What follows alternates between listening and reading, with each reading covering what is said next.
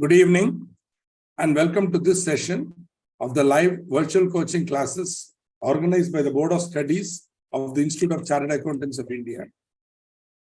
Today, as I mentioned in my last class, we are going to talk about another law which is connected with foreign exchange.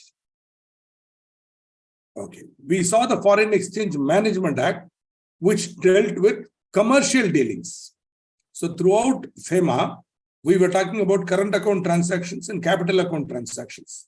There we were concerned about Indians making payment in foreign exchange, Indians receiving money in foreign exchange, either as payment for services or goods exported, or for goods or services imported, or as a loan, ECB, or as investment, FDI. On the other hand, you are giving ODI, overseas direct investment, to other, foreign countries. So whatever it is, we were dealing with commercial there. In this law, we are going to talk about amounts received from foreign sources, which are not commercial. In fact, one of the major exceptions is, if it is covered in FEMA, it won't come in FCRA. I will stress this point later on when we talk about exemptions. So one of the important things is, if it is covered there, it won't be here. So anything which is not covered there will come here, especially inflow. Possibly I would say only inflow. This law is concerned about inflow of foreign exchange in the form of foreign contribution. So to understand, as usual, to understand a law and appreciate its provisions, you need to understand why it is there. For that, you have to understand that the preamble to the Indian Constitution defines India as a sovereign country. Sovereign means it has its own supreme law and is not a dominion or province of any other nation. So once upon a time, we were a dominion.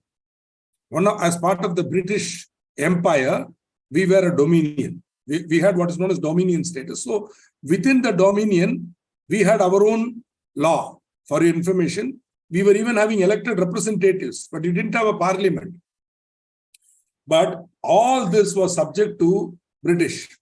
And finally, the British Parliament decided whether this could be a law or not for us. Whereas now, post-independence, we are a sovereign democratic republic. Sovereign meaning we have our own laws and we are not dominion of any other country. Two, we are democratic. We elect our representatives to the parliament. And republic, we don't have a monarchy. People elect their own leaders. And anybody can become a representative of the people. There is no ruling by birth. We rule by choice. We choose our leaders. That's democratic republic. Sovereign democratic. So one of the important qualities to remain a sovereign country is to be independent of any external intervention in our domestic operations. Now, how this could happen? By another country or international body trying to interfere with our sovereignty. How can that happen? Mainly through transfer of funds from foreign sources as foreign contribution for any activities detrimental to the national interest. So, for example, when some other country wishes to create problem in India with a long-term view of, removing our sovereignty, then what they will do is they will try to bring unwanted elements into the country. So they need money to do terrorist activity. So for all that, how to send money into India? Because there is a lot of control. We have customs. We have how to send it. So they try to use non-profit organizations as some sort of a cover for receiving money and using it for unlawful or purposes which are detrimental to the national interest. This is the fear. Once you understand the fear, you will understand the law which is addressing that fear. Fear is any contribution which we are getting from a foreign source is coming to us for a nefarious purpose, for a purpose that is detrimental to our national interest or sovereignty. So it is up to the person receiving the money to show that he is getting that money for a genuine purpose and that he is using it for the purpose for which it was received. So this law is meant for monitoring foreign, any funds or foreign exchange received from foreign sources for the purposes for which it is received and whether it is utilized for those purposes. So that is the ultimate goal of FCRA. So the Foreign Contribution Regulation Act 2010, okay, and other notifications, etc., was issued. See, this is an older law. It was amended once in 2010, right? And so what happens? It regulates the flow of foreign contributions into India and ensures that such contributions do not adversely affect national security. Okay.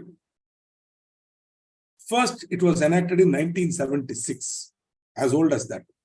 Then, little bit after the Pakistan-India war, okay, it was amended in 2010, when new measures were adopted to regulate foreign contributions. Finally, recently, I would say very recently, during the pandemic, the FCRA was again amended through the Amendment Act of 2020 with effect from 28 September 2020. Today's lecture would be on the amended law. So whatever you are now getting here is the amended law as with effect from 28 September 2020. As usual, we have to understand certain definitions. First, let's do foreign company. Foreign company was already defined for you in Companies Act. So, foreign company means any company or association or body of individuals incorporated outside India. Straight away, if it is incorporated outside India, it is a foreign company. See, under the Companies Act, we would call this as companies incorporated outside India. Within that framework, there is a separate definition for foreign company under the Companies Act. Right, under the Companies Act. So, they refer to that here. A foreign company within the meaning of Section 591 of the Companies Act 1956. Now, unfortunately, FCRA, while amending in 2020, they could have changed it to the correct section, which is 379 of the Companies Act, defines foreign company. Companies incorporated outside India, different, defined in Section 2. Foreign company defined in Section 379. You studied it recently when somebody taught you foreign companies. You would have studied that. Company incorporated outside India, foreign company, body corporate. So many definitions you would have studied there. Because body corporate includes company incorporated in India and company incorporated outside India. Within those companies which are incorporated outside India, there is a special definition of foreign company under the Companies Act. That type of company is also included in this definition. So, incorporated outside India, foreign company. Falling within the meaning of Section 379, foreign company. Why I say 379? Because your researches into the General Clauses Act during your intermediate preparation studies would have helped you to remember that whenever a law is amended and another law makes reference to the old section, whenever a law is amended, the new law is there now. But another law is making reference to an equivalent section of the old law. Then automatically General Clauses Act says you should read as if it is a reference to the new act. So you cannot say, no, Companies Act has been amended. You have not amended your law, therefore it is wrong. No. So reference to Section 591 shall be deemed to be a reference to Section 379. This is laid down in your General Clauses Act for your information. This is why we asked you to study General Clauses Act in intermediate. So you'll be prepared for this type of a situation. Similarly, a company which is a subsidiary of a foreign company. This is new. Why? Because this would not be a company, foreign company under the Companies Act. Because if that company is incorporated in India, it is an Indian company, right? But if it is incorporated outside India, it's an incorporated company out in India. So we are talking about here Indian subsidiary of a foreign company. I'm repeating, Indian incorporated India subsidiary of a foreign company is a foreign company under the Foreign Contribution Regulation Act. You have to be very, very careful. Also, foreign company includes the registered office or principal place of business of a foreign company referred above. Even though registered office is in India of a foreign company, that will be treated as a foreign company for the purpose of FCRA. Similarly, they use another technical term, a multinational corporation. See, friends, I don't know what they are trying to talk about here, but basically, even a multinational corporation would be incorporated in one country. It will have a country of incorporation. So technically, it will be a company incorporated outside India, foreign company, but still they want to include multinational. See, what happens with the multinational corporation is, it has presence all over the world. For IBM is the classic example of a MNC. IBM, Google, Microsoft, all these companies are Ford, okay? You name it. They are all multinational corporations. They have businesses or divisions all over the world, but all of them would be having one parent company, or that corporation would be incorporated in one country. Could be Germany, or could be USA, could be UK, whatever. They would be incorporated in one country. So anyway, now they want to be clear. What is a multinational corporation?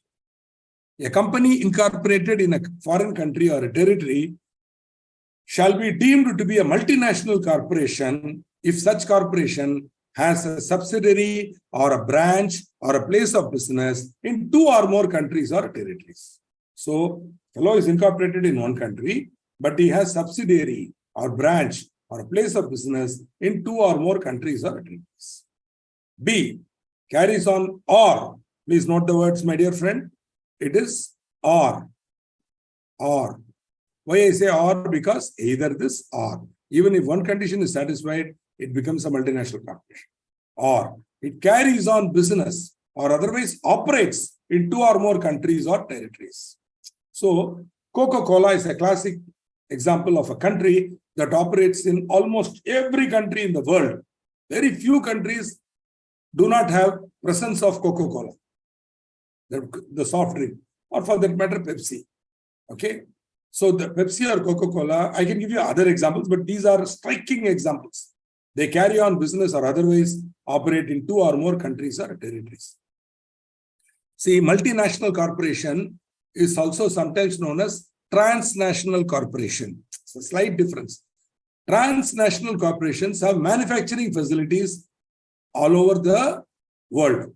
They will manufacture from various places. Multinational corporations have both manufacturing facility and also markets. So they have multiple markets and also multiple facilities where they manufacture and sell.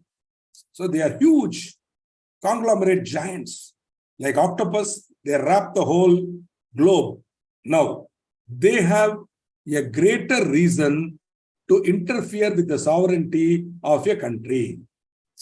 This is something you have to really understand. Multinational corporations are different from foreign companies which are establishing a place of business in India. See, a foreign company wants to manufacture in India because it is cheaper. Welcome. They want to possibly manufacture in India, export outside, partially sell in India. Welcome. We don't mind if you do that properly and you are not violating our import regulations and selling it in the domestic tariff area. We have no problem. Please come and enjoy. If you think this market is good, if you are able to sell, please come. No licensing, nothing. But for a few industries, everything is open for FDI. Please come, manufacture, sell, make money, pay tax, go, employ our people. We are happy with a liberalized framework. But when a company is having operations all over the world, their goals are slightly political. They wish to control the policy-making and law-making body of that country, especially with relation to pollution law, with relation to mainly pollution, quality, compensation, what is that? Employee relationship and workman safety. Now, these are laws where they will try to tweak the law, make it easier to follow, cheaper. So the suspicion is that these multinational corporations have a, shall we say, goal that is not in the interest of the country where they are operating. This is a general suspicion about multinational corporations, generally, just for your information. So when such a corporation is trying to push money into a country, we are seriously worried about it. What are you trying to do here? Why are you sending money to my country? Who is taking this money from you? What is he doing with that money? Is he spending it? Is your goal? For example, we have the Bill Gates Foundation. That is not a multinational corporation, but it is associated with a multinational corporation, Microsoft. So maybe so, may not be so. Why? What are you doing here? Why are you sending money here? Is your goal really to do good to our country? Welcome. If not, we want to. So we have the right to monitor what you are doing. Once that money lands into India, we want to see what's happening to it. So that is the goal of FCRA. So we come to one of the, we have only one person wishing here in the query pad, Ms. Rashmi Kamath. Welcome. Others also can acknowledge if they so desire by putting in a message there. And moving on. Foreign source 21J, very important. So we have to remember what is the list of people coming under the head foreign source. So we have the government of any foreign country or a territory and any agency of such government. So government of any foreign country or territory and any agency of such government, whatever may be the agency. For example, the United Kingdom, government of United Kingdom has many agencies. Okay, so they operate in India. They give scholarships, they have exchange programs, etc., etc. Friends, nothing wrong in a foreign government or foreign country wanting to do some good in India.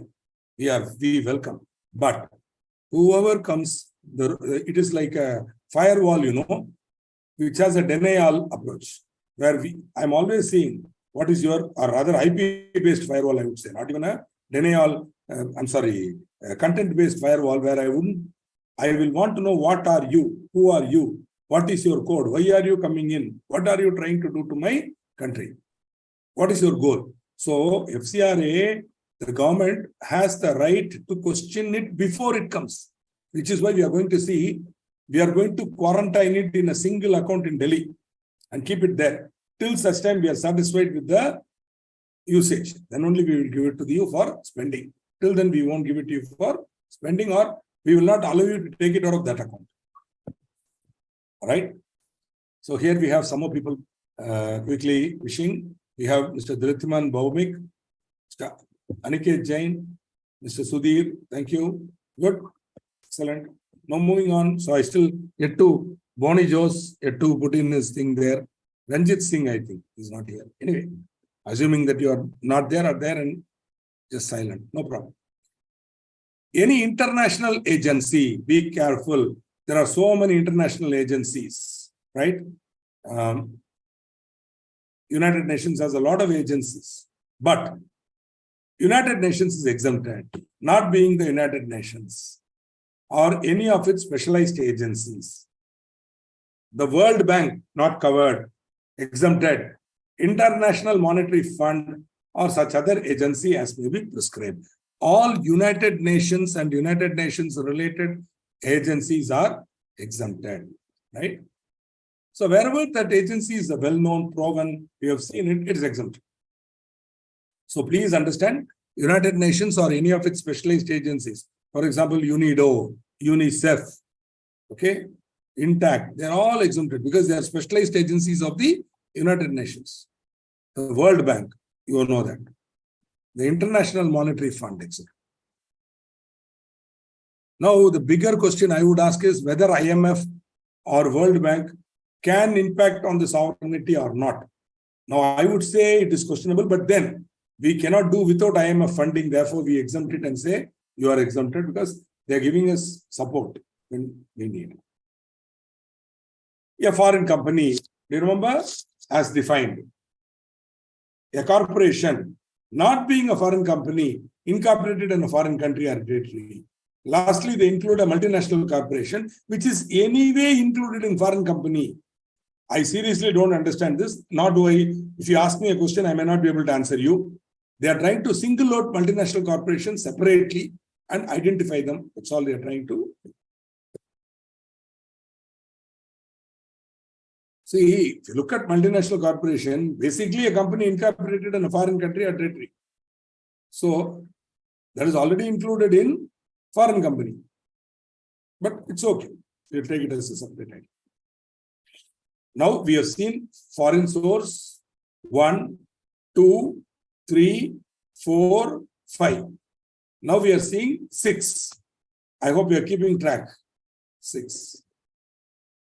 A company, meaning Indian company, in which more than 1/2 of the nominal value of its share capital, a company in which more than 1/2 of the nominal value of its share capital is held either singly or in the aggregate or in any combination, singly or in the aggregate, by one or more of the following.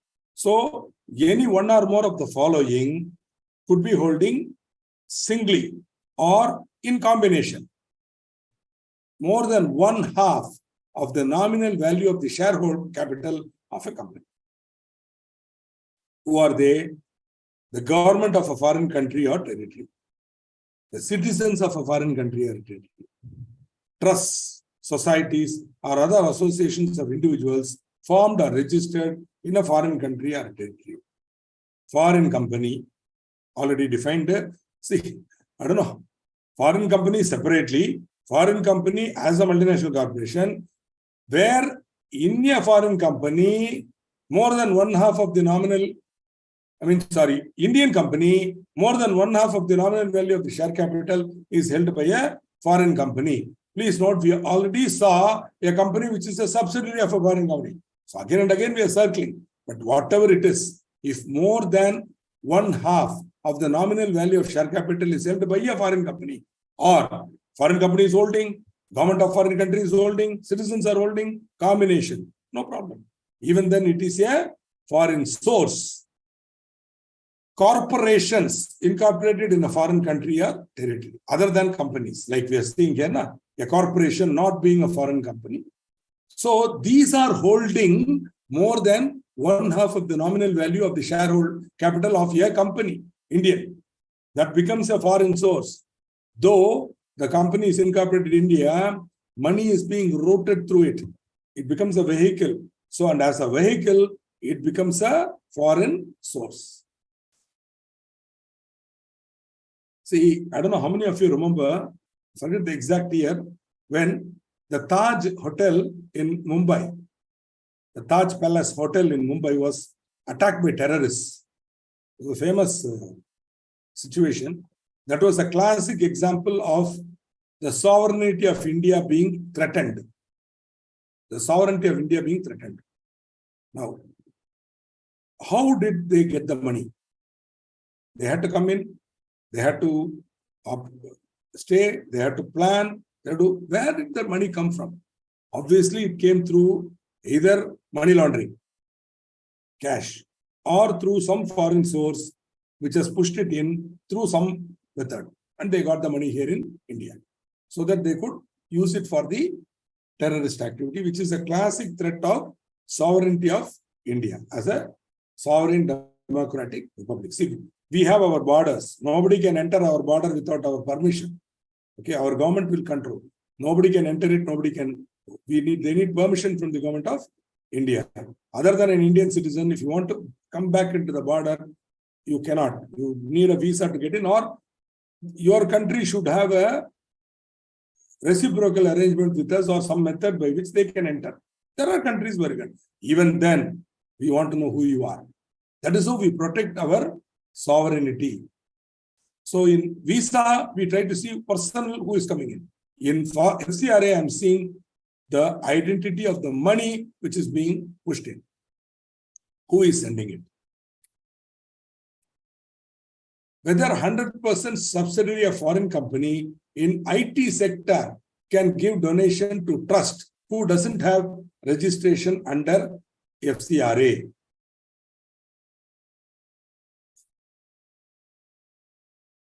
Now, under the foreign direct investment, okay, there is a general principle that there is something called automatic approval route. Automatic. Now, many industries have come under the automatic approval route, wherein 100% of the capital can be held by foreigners or foreign companies. We have no problem. IT sector came into this 100% route long ago. Now, while seeing whether the company is a subsidiary of a foreign company, we should check up if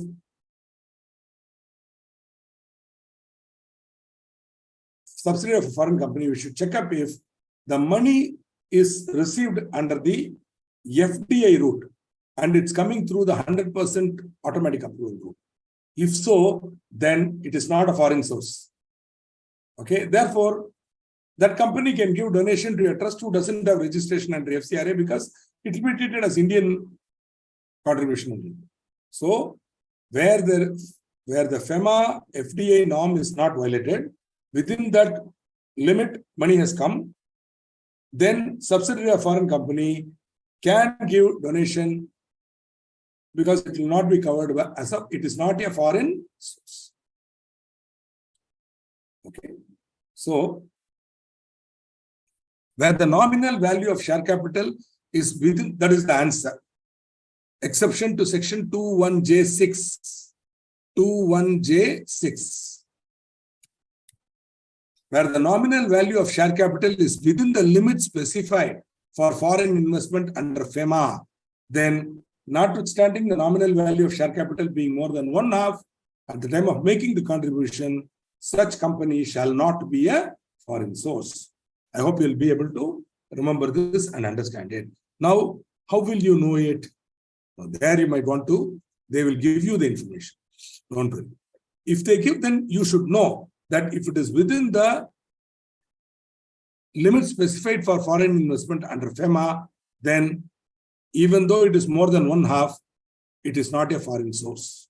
That Indian company is not a foreign source. Right? Foreign source includes trade union in any foreign country or a territory, whether or not registered in such foreign country. A foreign trust or a foreign foundation, by whatever name called, or such trust or foundation mainly financed by a foreign country or territory. A society, club or other association or individuals formed or registered outside India. A citizen of a foreign country, individual. A citizen of a foreign country. Remember, if your brother or sister has gone to America and they've got a green card and then they converted the green card, today they have the glorious, great possession, which is called the US passport.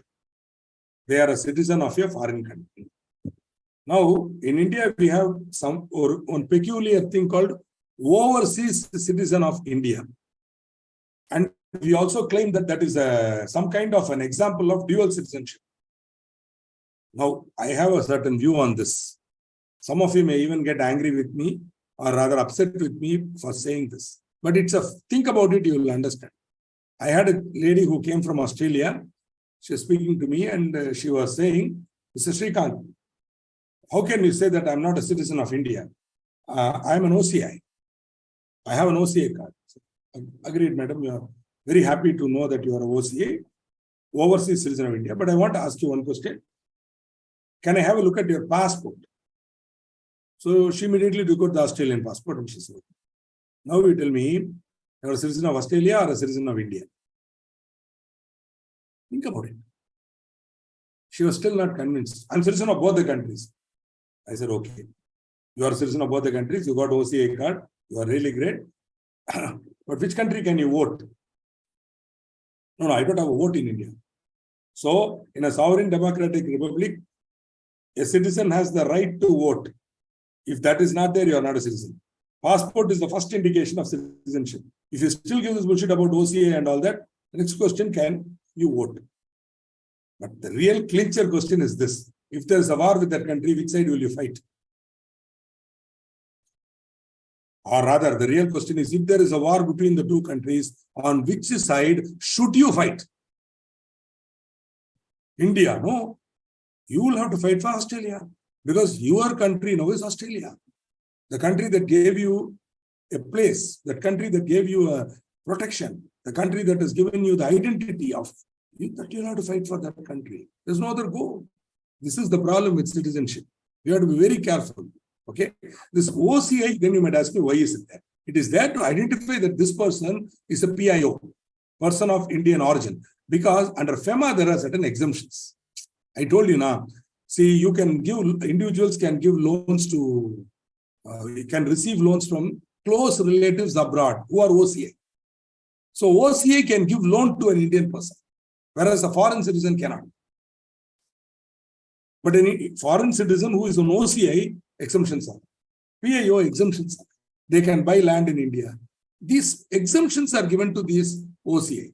But that is again only for financial exemptions.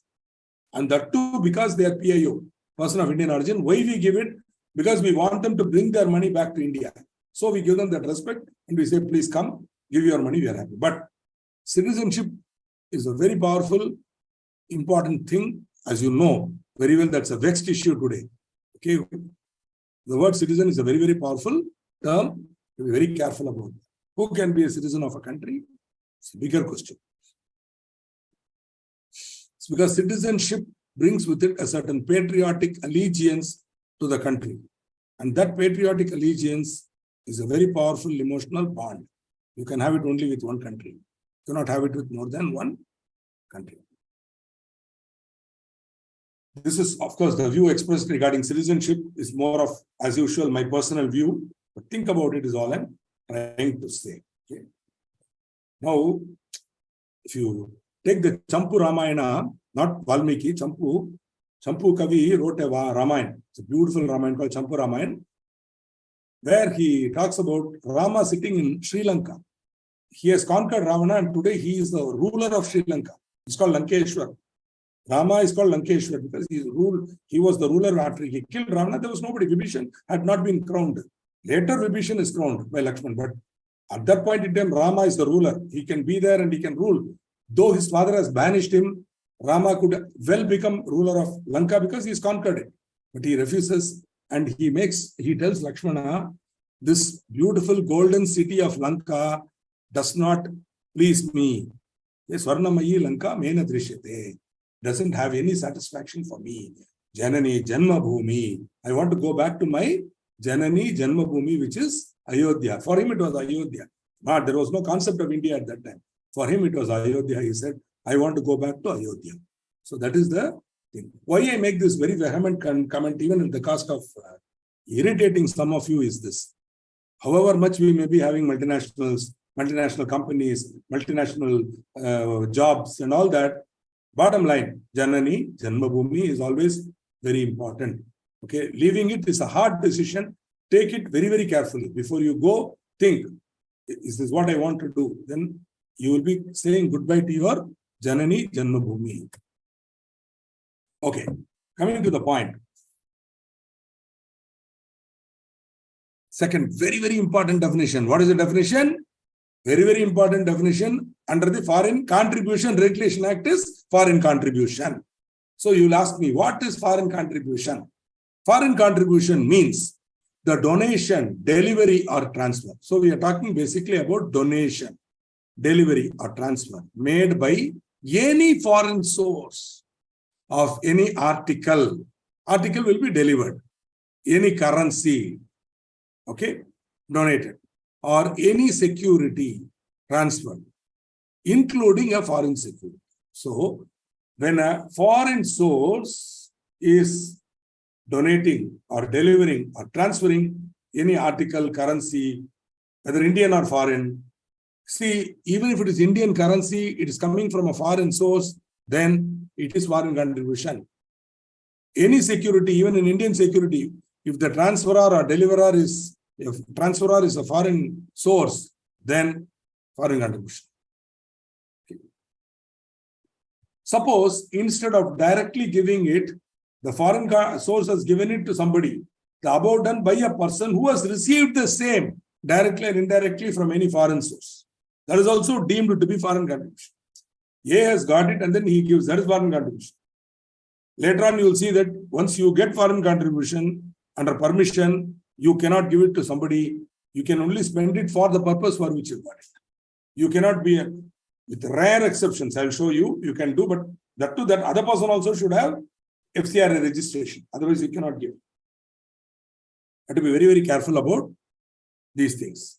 You might ask me, where will I be using this in my life as a chartered accountant? Maybe if you're going to be working in a large corporate, you may never use it. Except suppose you're handling CSR, you might have been, even you shouldn't be worried, because if you are handling the funding of an Indian company, you should not have any problem, because you are an Indian source, what is your problem? But suppose you are an auditor, chartered accountant, and you have a NPO, non-profit organization practice. See, in my practice, I have about, in terms of billing, about 15% of my clients are NPOs.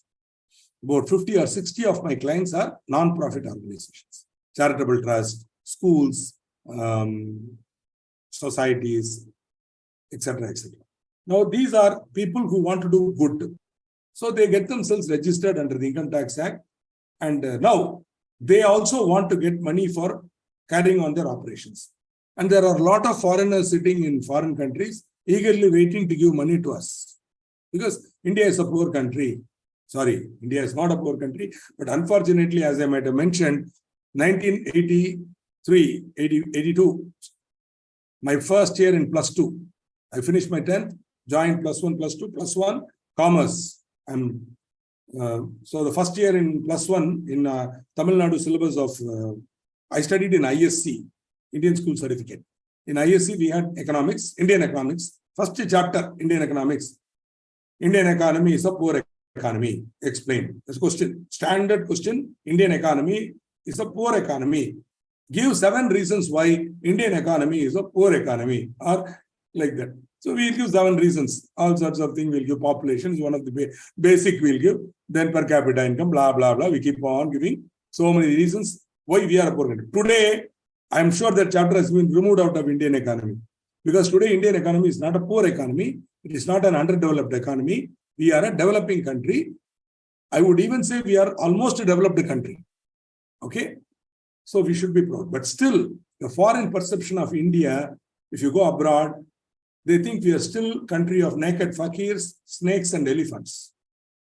Naked fakirs sitting and doing on the pins, you know, and snakes and elephants. Tiger, of course. This is what India is for foreigners. So for them, you know, Indian economy, poor economy. So we have to help. So they are willing to give money. But we want to be sure that the money that is coming in is coming only for doing good to the poor people, not for, as we saw, any other purpose. So how to find out? How do I know? I may not know. So they are saying simple. If you are getting foreign contribution, you can do so only with my permission. We'll see that a little later. If you want foreign contribution, that means if you want donation or delivery or transfer from any foreign source, then you can do so only if you are registered. Or else there is one-time approval is there, but you have to apply and then only get and then only use. You cannot get and then apply. You have to apply and then only get. Otherwise, the bank will not allow you to use it. Either you should have an FCRA registration or a one-time approval. This is the essence of this law. Okay. Now, till such time you utilize that amount, it has to be kept in a separate account called FCRA account, Designated Foreign Contribution Regulation Act account. And that FCRA account, the money can go out only for the purposes of the purpose for which it was received. Usually the purpose of the trust. They will also ask you in the one-time approval, what is the specific purpose for which you are getting? Suppose we are building a school, you have to use it only for that school. Of course, friends, billions of dollars come to India as foreign contribution. We are not prohibiting. The law is not prevention. It is regulation. I hope you got the difference. PMLA said prevention of money laundering. Whereas here, it is not prevention or prohibition. It is regulation. We want to be sure that. Now, which ministry? Correct. Janani Janmabhumi Swargadapi Gariyasi. Beautiful. Thank you for giving me that quote from Champura. Great. Thank you. Now, so fantastic, Mr. Kamath. Thank you very much. Having said that, in fact, in this topic, this principle or this Janani Janmabhumi is very important. Then you will appreciate the harshness of this law a little better.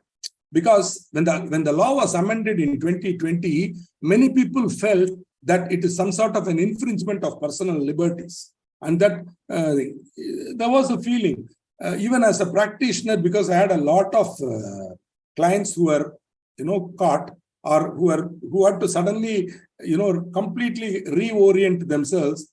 I also felt a little disturbed. But then once I understood the logic of why this law was amended like this, I thought, yes, what they're doing is correct, because Japan wants to control, Australia wants to control, Canada wants to control. Why we should not control? We should also control. Our sovereignty is also equally important. It's not that we are so poor an economy that we will go to any country or anybody with a begging bowl and allow him to give money as and when. See, we are not some Central African country or some tin pot dictator country where we can allow anybody and everybody to walk in and do whatever they want. Okay? We are a sovereign democratic country. We cannot. That's the point. Correct?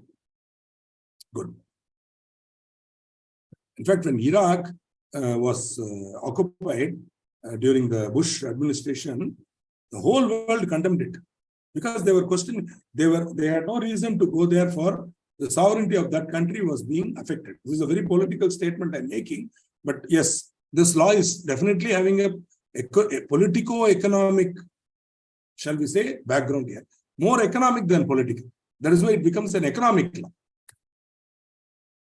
In addition to foreign contribution, we also have something called foreign hospitality. That is any offer not being a purely casual one, made in cash or kind, by a foreign source for providing a person with the cost of travel to any foreign country or territory, or free boarding, lodging, transport, or medical treatment. So the idea is, when you go abroad and get some foreign hospitality, there is some kind of a binding. So they want to know who is going, why are you going, etc. So again, while our goal is to regulate, we have to capture everybody in the net, and then we have to exempt. So what we do is, we put everybody in and then give a negative list and say, these guys are exempted. These actions are exempted. Other than this, come. I will see who you are and I will give you approval. Also, if you are a NGO or a non-government organization or an NPO, non-profit organization, genuinely engaged in charitable or educational or medical relief, and if you come to us and make one application single time, I will give you registration. Once you are registered with me, there is which ministry?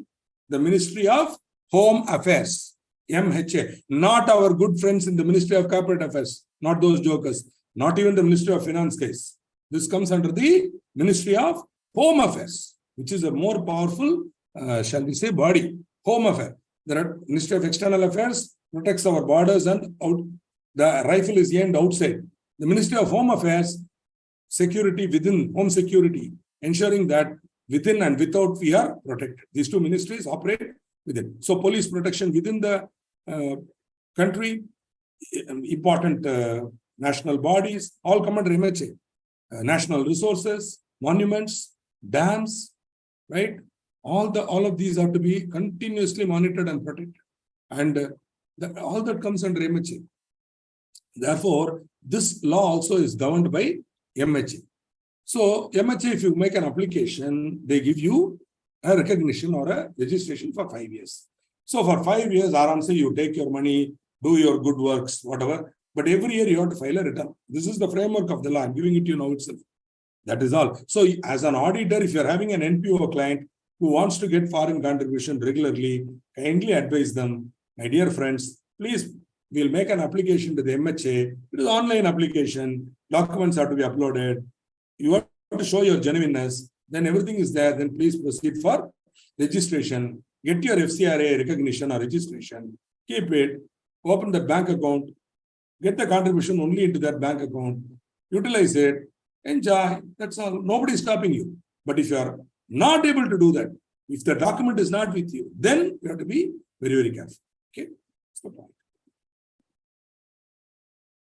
So now we have seen definition of foreign contribution. I have given you a broad idea about the framework of the law. Now we go for very, very important concept of exception. Remember, knowing the rule is important. Knowing the exceptions even more important. Because in the exam, they will ask you questions only on exception. Right? Now, when we saw current account transaction, we talked about giving a gift.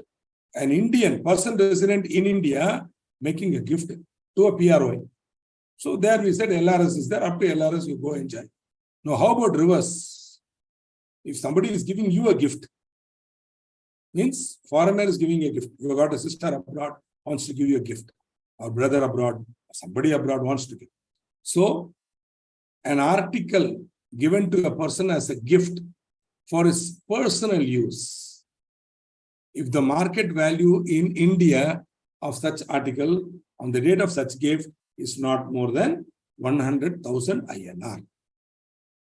So, your brother wants to send you that iPhone, he can, but ensure that it is within 100,000. Okay. Small gifts, allowed, up to 100,000 gift. Enjoy. Article. Any amount received by any person from any foreign source in India by way of fee, including fees charged by an educational institution in India from foreign student. So straight away educational institutions and other facilities are exempted. So foreign student wants to pay in foreign exchange, parent wants to transfer money, no problem, provided it is by way of fee. Okay, for studies, etc. Towards costs in lieu of goods or services rendered by such person in the ordinary course of his business, trade or commerce, whether within India or outside India. Very important exemption. Why? This is what I mentioned. It is not as if this is an exception. It is not covered by FCRA. But friends, this is clearly covered in FEMA. Do you remember? Export of goods and services. We saw that. The tight control. Not a cent can come into India without the ED knowing about it or the RBI knowing about it. And it should be covered by one AD. So any money coming in through the AD should account for it. Is it a sale? If so, where is the invoice? Where is the bill of lading? Is it a service? Where is the soft tax? We saw that already in the last FEMA class. So it is covered in FEMA. So that is why they are saying here, you take it out. That is why I made that comment earlier when I said FEMA deals with commercial. So FCRA deals with non-commercial, donation, etc. Therefore, straight away they exempt. Why? Because the way they have defined foreign contribution is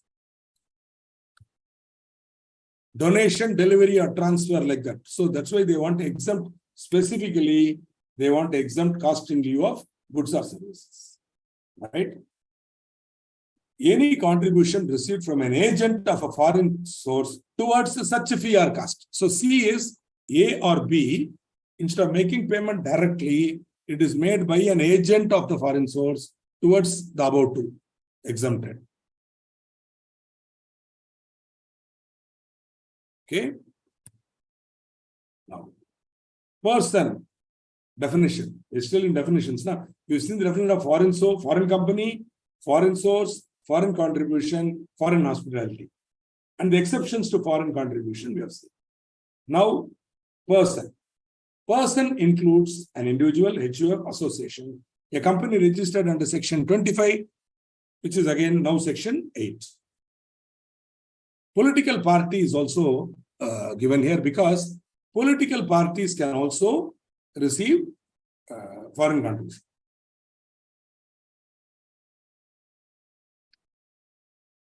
So for that, they say, what is a political party?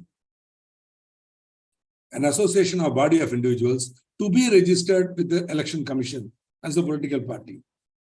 To be, or which has set up candidates for election to any legislature, but is not so registered. So they have expressed their intention to be registered as a under the Representation of People Act, either as a party or as an individual, independent candidate. Okay. 2 is a political party mentioned in column 2 of table 1 and table 2 to the notification of the Election Commission of India. So under the Representative of People Act, there are registered political parties, right? Words and expressions used in FCRA, but are not defined, but defined in the Representative of People Act 1950 or the 1951 Act or the FEMA shall have meanings respectively assigned to them in those acts. So this is the link between FEMA and FCRA. Okay. PMLA is the dark side of FEMA. FCRA is the non-commercial side of FEMA. And we are only concerned about inflow. FEMA is concerned about both inflow and outflow, whereas FCRA only concerned with inflow. Okay. Why? Because outflow is already covered there. If you want to give a donation, it is already covered there. So that is why FEMA covers outflow, including non-commercial. But incoming, non-commercial, FCRA. Now, having seen the definitions, we have to talk about the regulation of foreign contribution and foreign hospitality. Hope these definitions are clear. Which free boarding, I think foreign hospitality, na? 1 second, give me 1 minute. Foreign hospitality means made in cash or kind by a foreign source. And it is dealing with providing a person with costs of travel to any foreign country or territory, or free boarding, lodging, transport, and medical treatment in the foreign country. Sorry, in the foreign country or territory, not in India. So free boarding, transport is in a foreign country. Not, see, boss, foreign country or anywhere, foreign country or India. If it is not India, it's a foreign country now, or territory. So that anywhere is restricted to one place, that is called India, right? So anywhere is India. No, only foreign country. Free boarding, lodging, transport, or medical treatment abroad. Okay. If you want, I will correct it so that this doubt may not rise in the minds of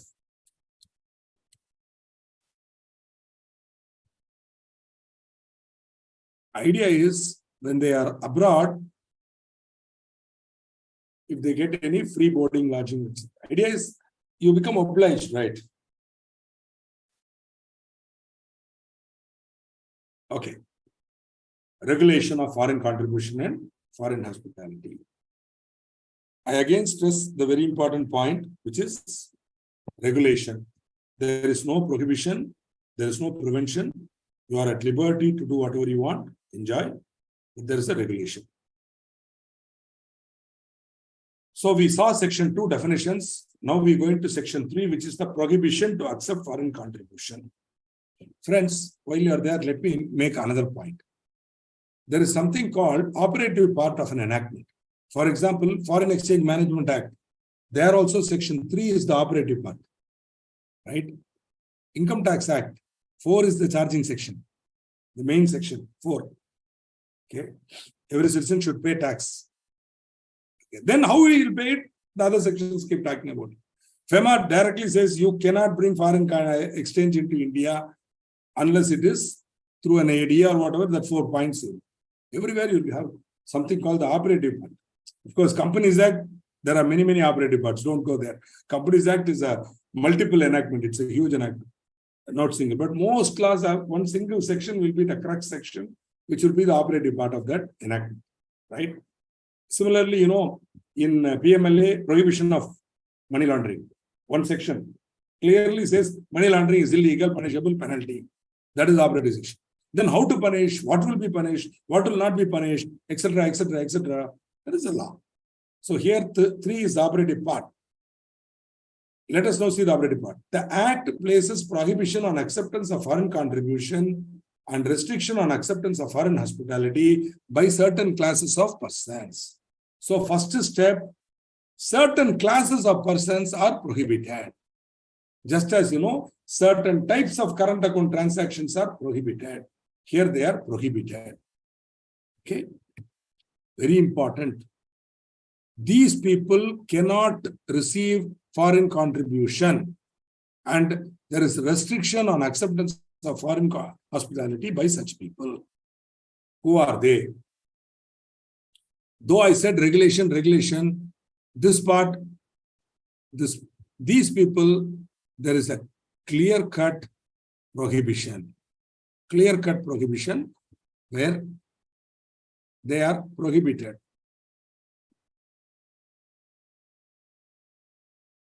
First guy, a candidate for election. Friends, this guy is going to, if elected, become the representative of the people. If he is receiving any money from a foreign source, and if substantial portion of them are bound or indebted to a foreign source or a foreign country, what about the sovereignty of our country?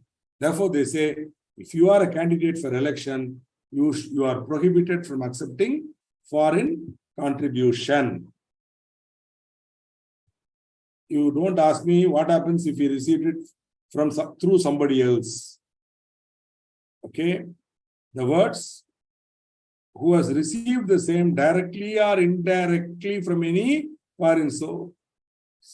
So, if you can get it, or if you get it through somebody, through them, and they have got it from a foreign source, that is also covered. Okay? So, candidate for election, no. A correspondent or a columnist or a cartoonist, editor, owner, printer or publisher of a registered newspaper. These are all called press. P-R-E-S-S, press. These people are press. Now, the press is a very important, shall we say, part of a democratic country. Okay, they are a sort of a protector of the people. Why? Because they are supposed to give, shall we say, impartial and clear facts, uncolored by political opinion to the people. They are supposed to report facts. That is correspondent. Editor, yes, he can have, or a columnist or a cartoonist can have opinion. And he can express that opinion in an editorial or a column or by a cartoon like R.K. Lakshman, used to have cartoons. Either way, they are supposed to be unbiased. Okay, and they should not receive any foreign contribution and support a foreign country in their views. Okay. So, actually, recently I read a nice novel by a man called Graham Greene. Okay. Fantastic novel, The Ugly American, The Quiet American, which was nice novel, Quiet American. It made into a very nice movie with Michael Caine. Nice movie, the Quiet American, where the protagonist, he makes a point. He says, I am a correspondent. I only report facts. I do not report opinion. I have nothing to do with whether what happens is right or wrong. I saw this happen, I'm reporting it. It is for my reader to form his own opinion. This is a fantastic approach. I mean, I know I'm maybe going a little too beyond the scope of this class in even sharing all this with you. But the point is, opinions can sometimes color. But a press person like a columnist or an editor can have an opinion. But that opinion should be impartially held. Suppose he is receiving, let us say, $50,000 from somebody, and then That $50,000 makes him have an opinion. That is not opinion. That is cheap. Okay, that's why they say no. These people should not get foreign contribution. A public servant means a civil servant, a government employee, a judge, a government servant, or employee of any corporation or any other body controlled owned by the government. The government, they are receiving salary from the government of India. Judges are supposed to be impartial. Okay, they cannot receive any foreign contribution. Member of any legislature, a candidate when elected becomes member of any legislature, the parliament or a legislative assembly, whichever legislature, state legislature or central legislature. Once he gets elected, he becomes a member, right? Political party or officer bearer thereof. That's why they define political party. Political party shall not receive any or accept any foreign contribution. Organization of a political nature, as may be specified. Some organizations are clearly, you will be seeing that in section 5. Though they might say they are not having political leanings, they will obviously see easily we can find out. They'll be having a bulletin or a blog or a podcast, something which clearly identifies their political leaning. Nothing wrong, friends. Nothing wrong in having political leanings. But if you are an organization of political nature, fund yourself from the Indian citizens. Do not go for foreign contribution, because then the sovereignty of India will be threatened. Association or company engaged in the production or broadcast of audio news, audiovisual news, current affairs programs, etc., etc. Okay. So just like, earlier they were covering print media. This is mostly print media, registered newspaper. They are covering electronic media also, right? So these were 2010 amendments, right? Correspondent or columnist, cartoonist, editor, owner of association referred to in clause G. Okay, this is for electronic media, same, correspondent, columnist, etc. Now, clause C was introduced and the word public servant has been introduced. That is, the amendment is in 2020, the word public servant has been introduced. Okay.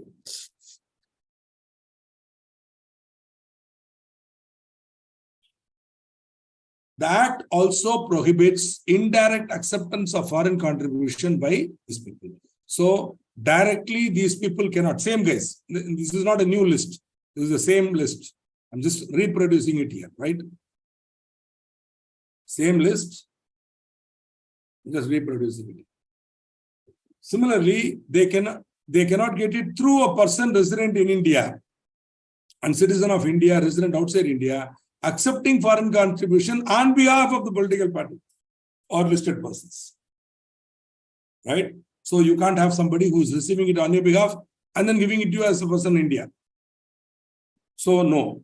If it is routed through somebody, that is also not allowed. The word public servant included very recently means a public servant as defined in section 21 of the Indian Penal Code. Right? Officer of the government. In clause C and section 6, the expression corporation means a corporation owned or controlled by the government. Okay, we have still got most of the corporations or nigams as they were called have now become companies. Okay, so they have become limited. Okay, they have become companies. BSNL has become Bharat Sanchar Nigam Limited. Okay. Indian Oil Corporation has become Indian Oil Corporation Limited, IOCL. Originally, it was a corporation, Indian Oil Corporation. Even now, many people will refer to it as the corporation, not as a company. Though it's a properly listed company under the Companies Act, 1956. Now, 2002. Now, my dear friends, we said these people are prohibited from accepting foreign contribution. Agreed. Now, is it a total prohibition or are there exceptions? There are. Section 3 shall not apply to the acceptance by any person specified in that section of any foreign contribution where such contribution is accepted by him. Now we go on to the exceptions. By way of salary, wages, or other remuneration due to him or to any group of persons working under him from any foreign source, or by way of payment in the ordinary course of business transacted in India by such foreign source. So, if these people are receiving that amount by way of salary, wages, or other remuneration, consulting fees, or by way of payment in the course of international trade or commerce. So again, I'm telling you, if it is coming through FEMA route, straight away it is out of FCR. As an agent of a foreign source in relation to any transaction made by such foreign source with the central government or state government. So where that foreign source has to make a payment to central government or state government, and this has to receive, this guy is only receiving it from government on their behalf or receiving it from the foreign source for payment as an agent, no problem. Again, remember, this applies only to these people, not all.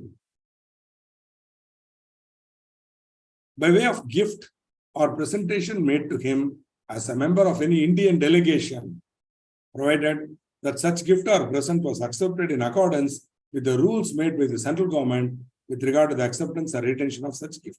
So he is a public servant, right? He goes abroad, government servant goes abroad. Already there are rules up to which they cannot accept, they can accept them. Within that limit, they can. For example, if somebody is giving him a small cigarette lighter, he can bring it. If somebody is giving him a gem-encrusted costly vase, which is costing 6 lakhs, he cannot, because it's above the limit prescribed for. 1 lakh is the limit prescribed. Beyond that, if he brings, he has to disclose it to the government and give it to the government. That's all. He has to surrender it. This is applicable to President of India. This is applicable to Prime Minister, whoever traveling. Okay, if they are going abroad and they are getting a gift, then above the value, they have to surrender it to the government of India. They have to leave it and go. Then they can keep it in their official residence given by the government, so long as they are in that office. The minute the office is gone, they are walking out. They have to walk out without any. Nothing should be taken except those value small items. Nothing should be taken. In fact, the one man, the great man who is no more with us, okay, whom I will always admire, the great president, our Abdul Kalam, APJ Abdul Kalam, he walked out without anything. Just like that, whatever he went in, he went out. His suitcase, whatever he took inside, he took it out. Nothing else he took out. When he left the presidential building, the bungalow, he left with nothing. The way he entered, the way he came. And he was the president of India, traveled all over the world. Okay. Good. See, why I'm giving this example to you is, sometimes, we may not know what is ethical, what is unethical. Never have a doubt. You read Abdul Kalam's autobiography. You will clearly understand what is ethical, what is not ethical. You will never have a doubt of that. By way of a gift or presentation made to him as a member, we have seen that. Right? From his relative, this is subject to a limit of INR 100,000 per financial year. Any gift received from relatives in excess of 100,000 shall be informed to the central government online in form FC1 within 30 days from the date of receipt. By way of remittance received in the ordinary course of business through any official channel, post office, or any authorized person in foreign exchange under the FEMA, Foreign Exchange Management Act. By way of any scholarship, stipend, or any payment of like nature. All these are exempted. So only for these people, again and again, I keep repeating. So other you and I cannot receive at all. We are not prohibited from receiving.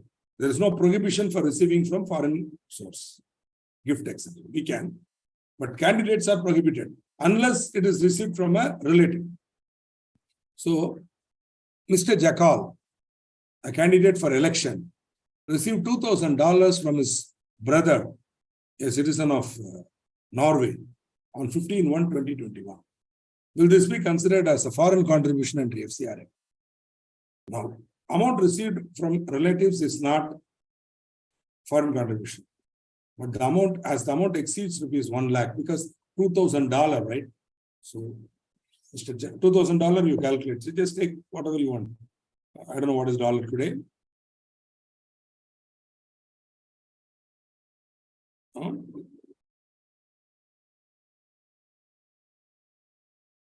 Either way, it will be more than 100,000 INR. So, Mr. Jackal is advised, if you're going to receive more than 100,000, then you have to inform the central government, inform FC1. But the contribution is received, accepted for the above purposes or in any of the above circumstances, such contribution is exempted even if received by a person prohibited under Section 3. Got it? Even by a prohibited person, if it is received under these circumstances, you can receive. That's the point. Okay.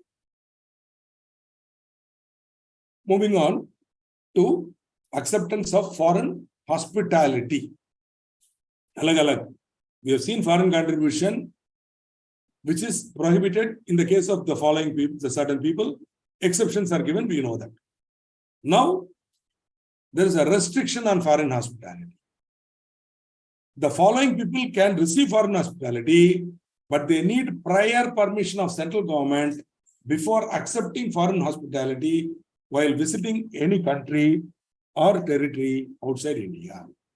So, prior permission is needed before they accept foreign hospitality.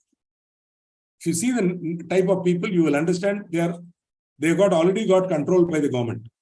Members of legislature, office bearers of political parties, judges, government servants, employees of any corporation or other body owned or controlled by the government. These people have to take permission from the respective government. This Ministry of Home Affairs, they have to get permission.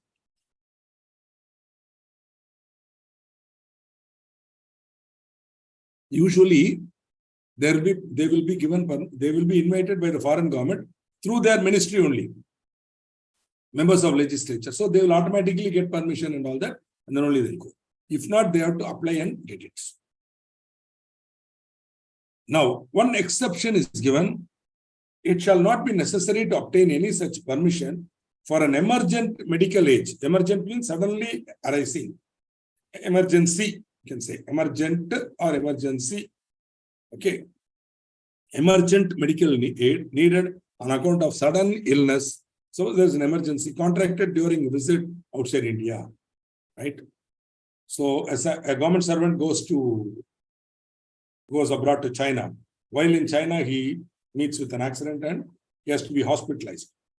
So the Chinese government may fund it. Or the association that has invited him may fund it and say, we will pay for it.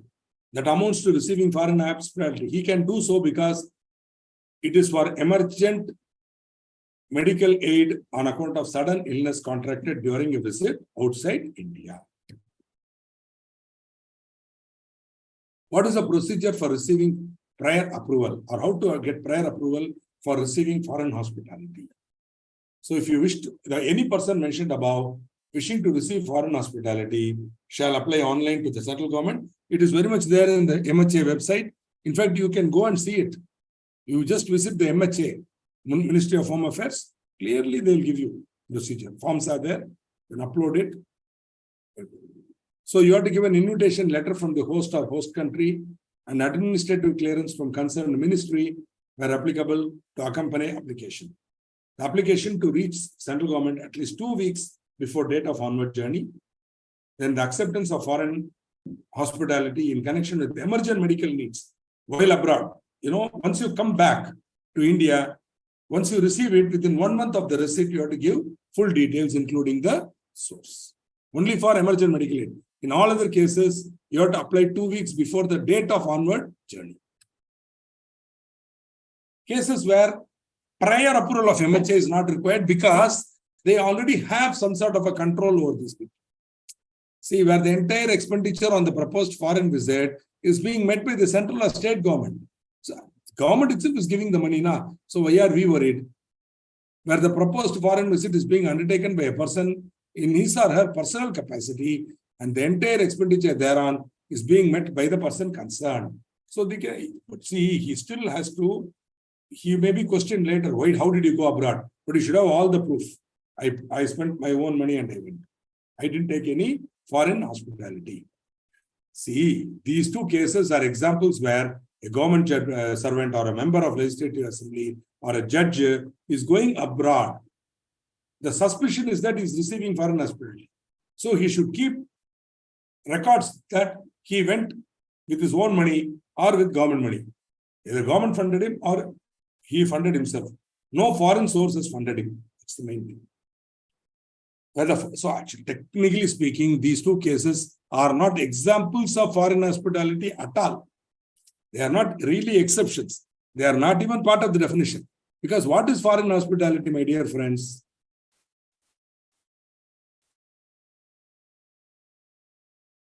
Any offer not being a purely casual one, made in cash or kind by a foreign source.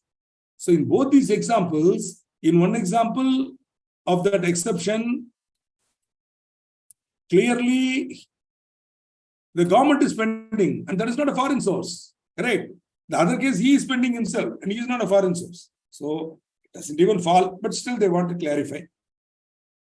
Where the foreign hospitality is being provided by an Indian national living in a foreign country or Indian national. Again, how do I say whether you are Indian national or a foreign national? Simple, my dear friends. What I will ask immediately, show your passport. If you show foreign passport, sorry, you are not an Indian national.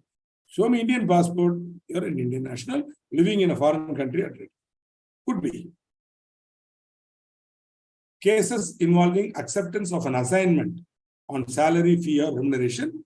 So you are going abroad on an assignment where salary, fee, or remuneration, somebody is meeting your stay expenses, no problem, go. Part of the deal, go. Cases involving funding offered by an agency or organization mentioned in Annexure 2. So those agencies, like for example, the United Nations, IMF, enjoy, go. Cases involving visits undertaken by the members of an Indian parliamentary delegation under bilateral exchange. So this clearly goes through, definitely. See what happens from India, 5 ministers are taken all the way to Germany or France. And from France, bilaterally, 5 fellows are coming here. No problem.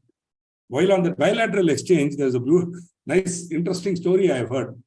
Tongue in cheek, just as a humorous story to, I think, a minister from India went to France on an Indian parliamentary delegation.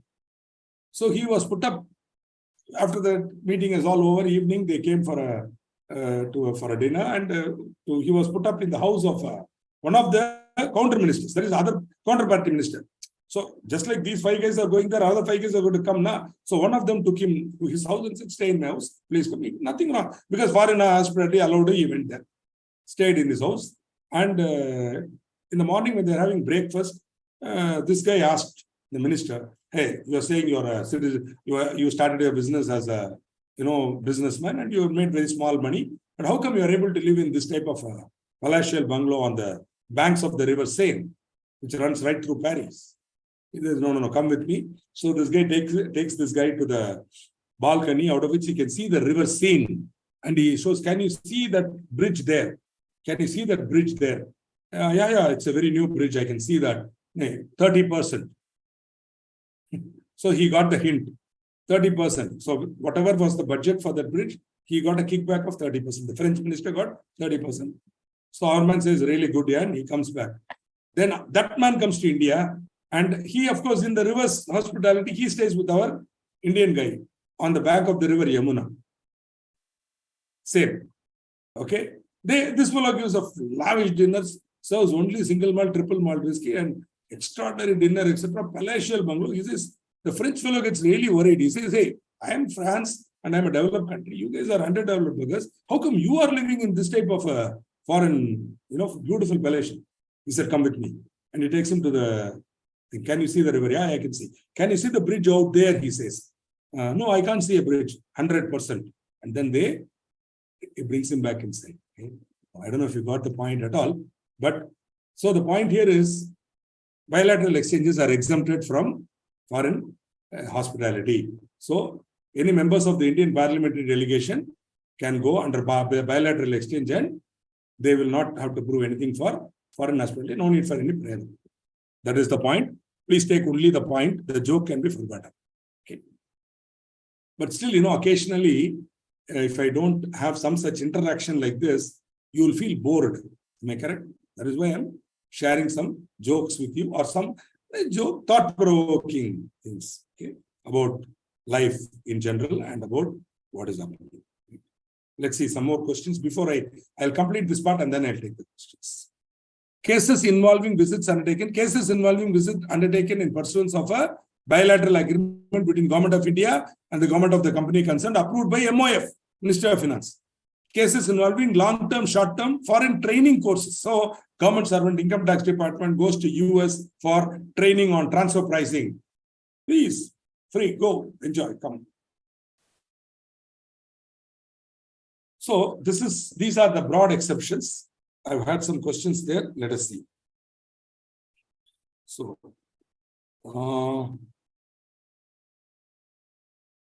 municipal corporation number. Okay, correct. Maybe.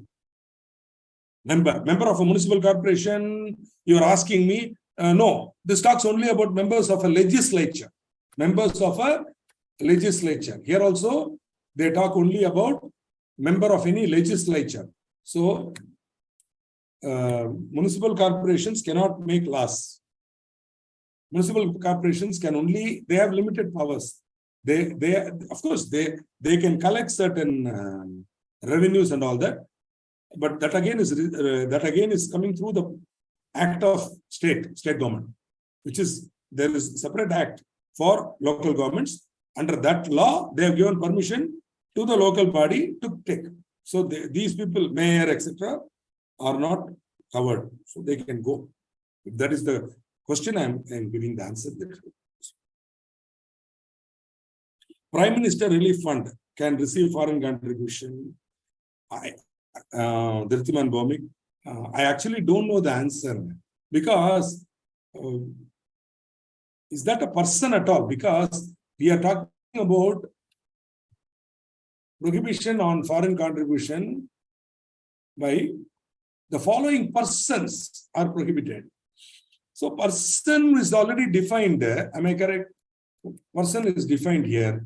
Individual, HUF, association, company. So where does it come as a person? I don't think the Prime Minister's Relief Fund is a person. Therefore, I suppose, see, when the Parliament has approved the Prime Minister's Relief Fund, I'm sure they would have given an exemption for foreign contribution. So they can take it, because otherwise, Prime Minister's Relief Fund need not get approval from the Ministry of Foreign Affairs. So, answer is they can receive. And again, there is a discretion. See, how much are you going to take? For what purpose? You can. For example, if there's a substantial natural calamity and a foreign government wants to give a loan, a contribution to India, they may route it through the Prime Minister's Relief Fund. Welcome. We are very happy to receive, because end use of the Prime Minister's Relief Fund, nobody can question. Yeah, it will not be used for terrorism and all that. Right? So, agreed, sir. 1 lakh limit is an overall limit per financial year. Yes. Good question. From his relative, 1 lakh per financial year. Okay. Correct. It is per financial year. No doubt about it. Also, after FC1 informing what will be the next action with the government. I don't know. Hey, one more than, no, they won't take away. You have to inform them, that's all. They won't take away. They don't have the permission to take away. You're just informing them, that's all. You're only informing them. Okay.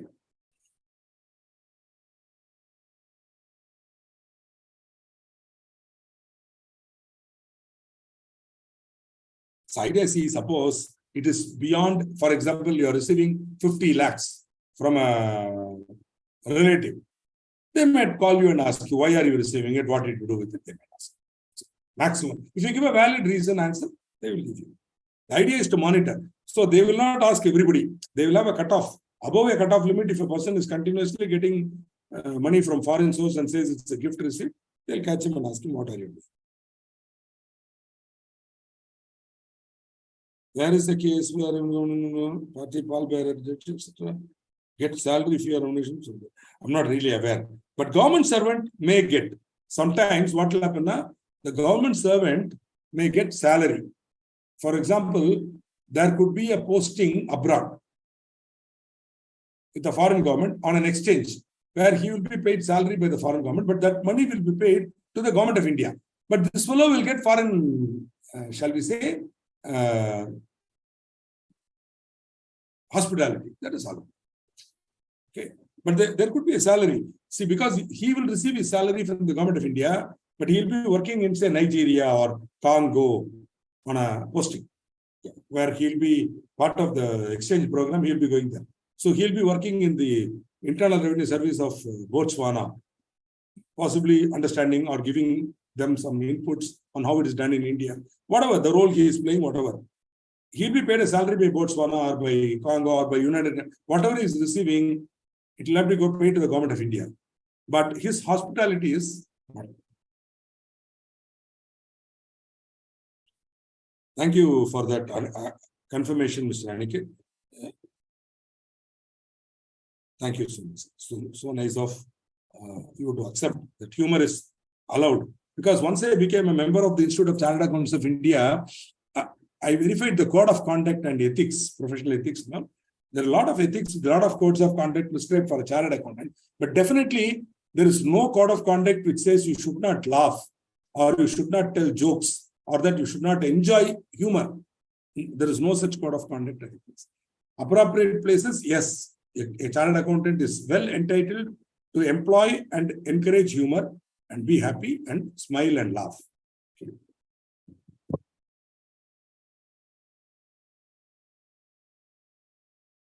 Correct. This peacekeeping force of India is what I'm talking about. Congo, a lot of people went. I know 2 or 3 people who are my good friends who went to Congo. And in fact, one of them sent me a photograph of Sardarji, I would say, very, very good friend of mine. He sent me a beautiful photograph of a silverback gorilla, real wild gorilla, silverback. He had taken it from the distance with a thing. Since I'm a little involved in photography, he had sent it to me, said, Shrikant, I took this photograph. I really liked it. Silverback. I mean, when you see that silverback is a fully grown male gorilla, which has on its back, it has silver hair. Ferocious looking mammal, primate. Taken it and he had shadowed it. That guy had gone from the Indian army. He had gone to, he was, I think, little less than a general, big shot. He had gone there and he took not a general, but little less than.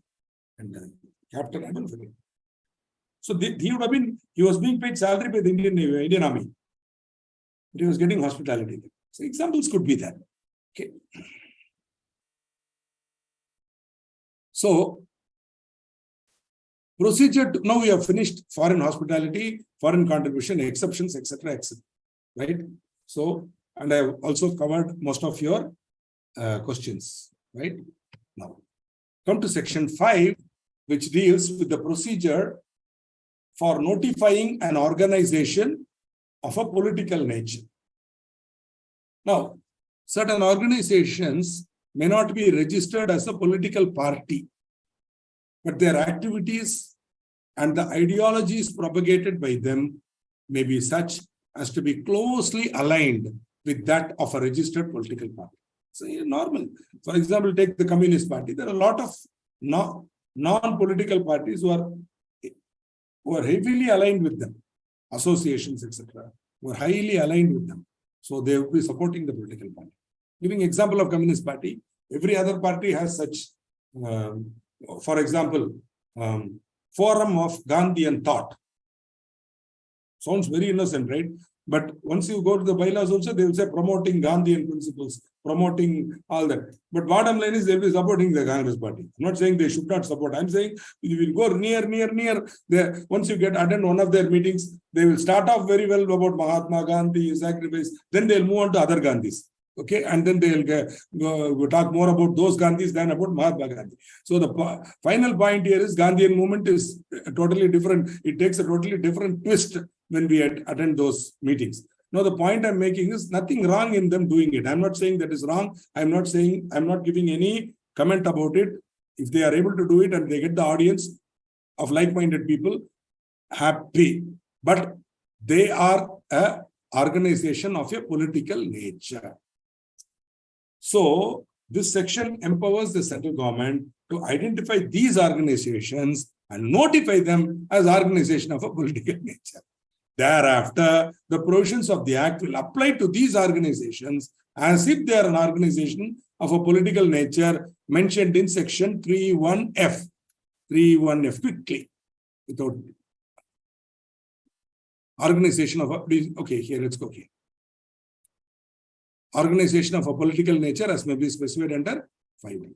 Now, please understand, whenever the central government wants to do something which will affect the liberty or freedom of a person or a political party, they have to give a reasonable opportunity of being heard.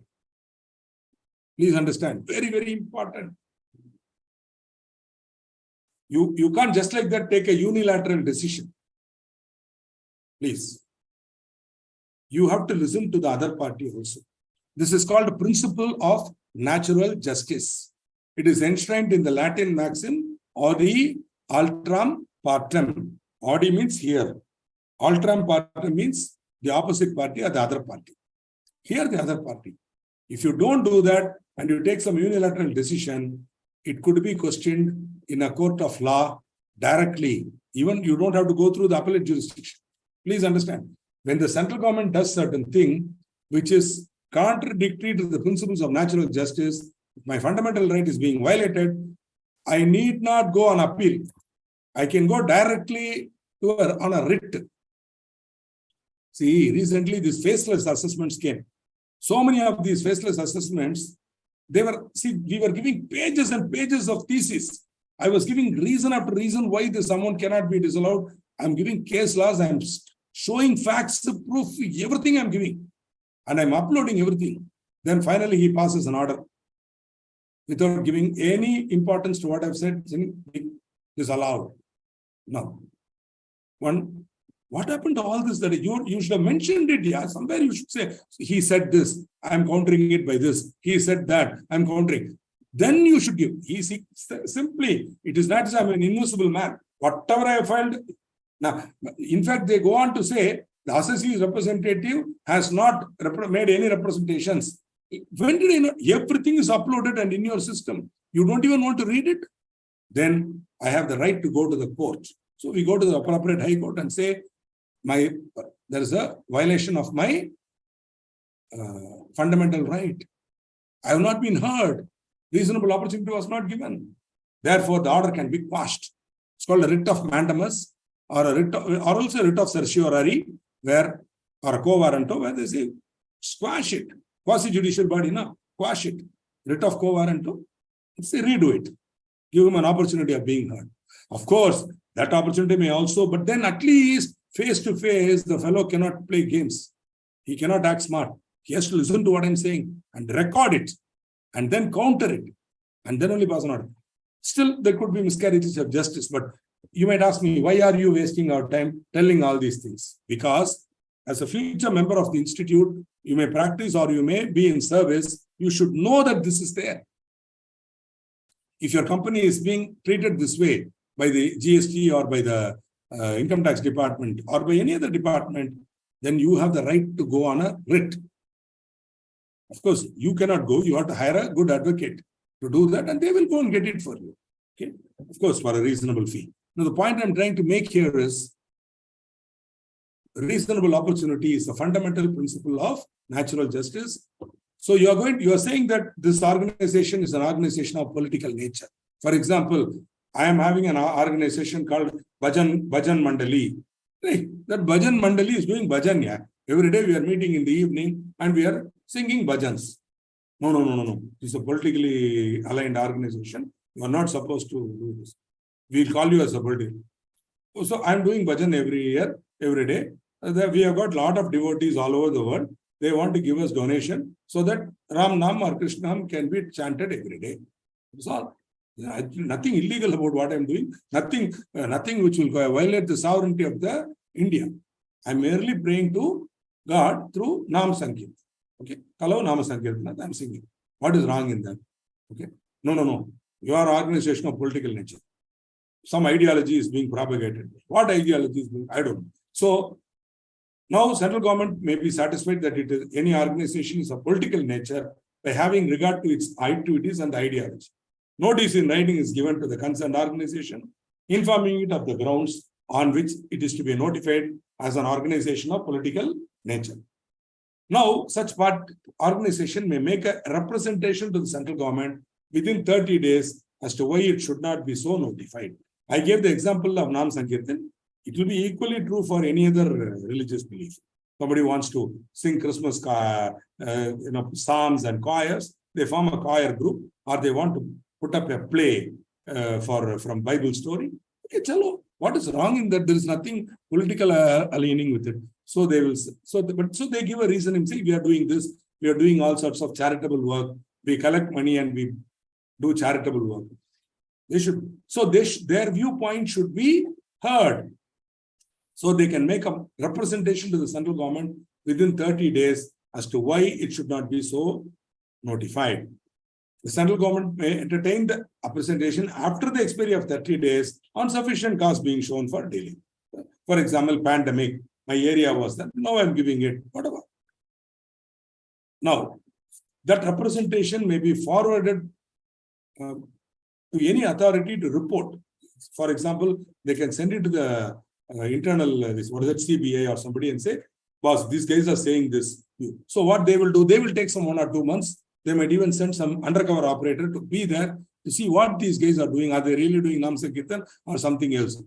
Nothing. Every time they're meeting doing Nam Sankirtan, the report is given back. So after that report is given by the authority, then it can decide whether it is a organization of a political nature or not. So if finally, even then they conclude, no, you are an organization of political nature, they will make an order accordingly and cause it to be published in the official gazette. Every order under this section shall be made within a period of 120 days from the date of issue of notice, informing the grounds within a further period of 60 days for reasons stated there. Now, you might ask me, why is there such a hullabulla about this? Because genuine charitable trusts are there which have slightly religious leanings. If so, they should not be given any political color. But if clearly their ideology is political, their promotion is political, they are promoting the same views expressed by a political party, then the central government would be entitled to say that they are an organization of a political nature. See, during the emergency, there was a dark period of Indian history in the 70s, late 70s, when we had something called the emergency. Many of you might not even know about it. It may be for many reasons. Now, the emergency is a part of our history. I'm not saying something wrong here. It's a part of history. Emergency was, I was very much there. During the emergency, I was an adolescent, teens, and it was a danger. 3 people cannot come together and talk.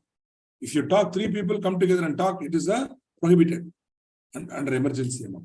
It was brought by a great leader, a very visionary leader, but in this case, she was went overboard. So Srimati Indira Gandhi, who did this. Now, the point is, at that time, there were many organizations which were brought under the political scheme and said these are organizations of a political nature. Right. So, this is the framework of Section 5. Now, we move on to Section 7. 7 is a prohibition to transfer foreign contribution to another person. No person, very, very important, because later on we are going to see registration. So you are a person who is registered and granted a certificate, an NPO, non-profit organization. Now, once you receive foreign contribution, you should not transfer it to another person. So no person who is registered and granted a certificate or has obtained prior permission under this act and receives any foreign contribution shall transfer such contribution to any other person. So this is a prohibition on transfer of foreign contribution by a person who is registered and has been granted a certificate or has obtained prior permission under this act.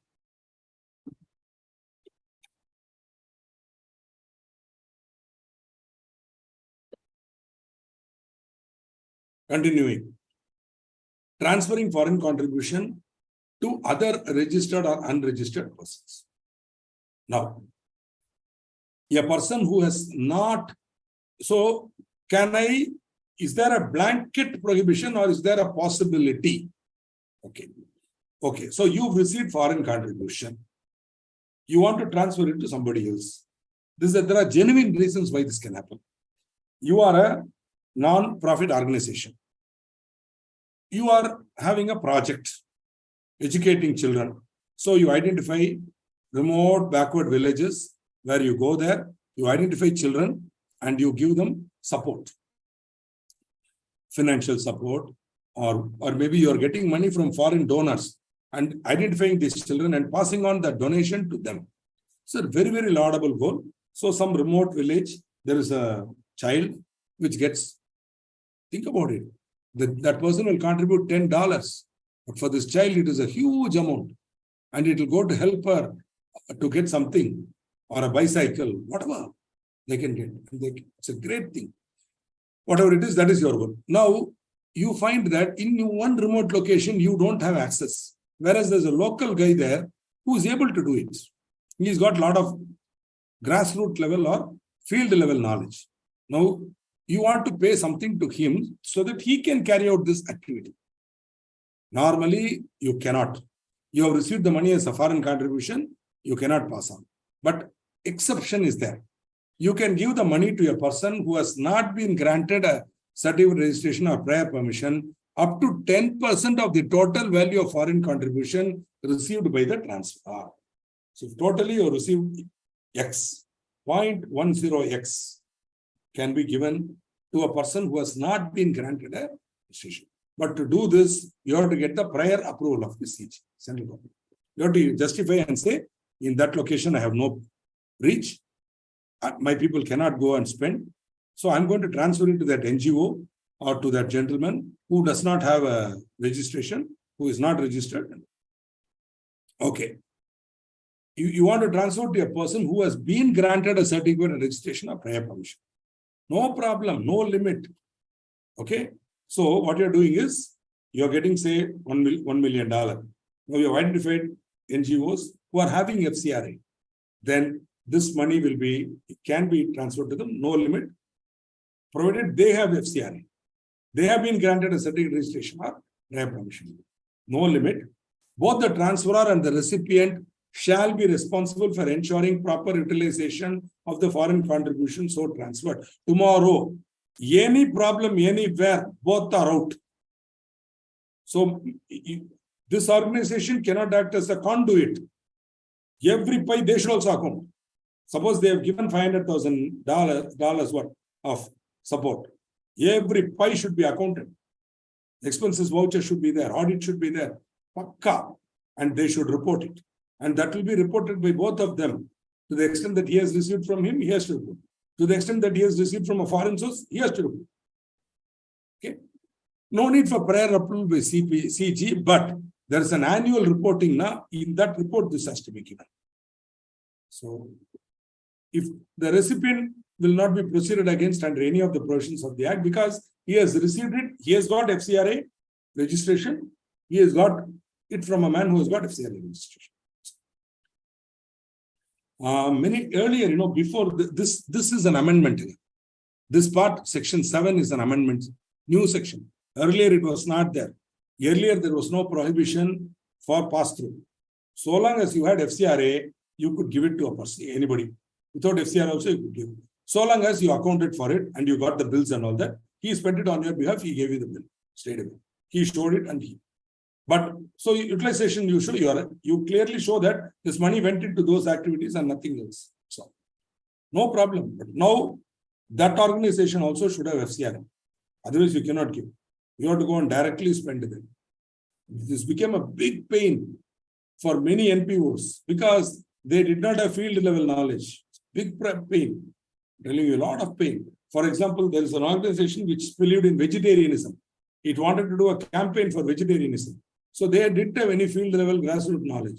But there was another organization which was meant for animal welfare. So that organization said, we will do it for you. Okay. So we also want to protect cows, so we will do it for you.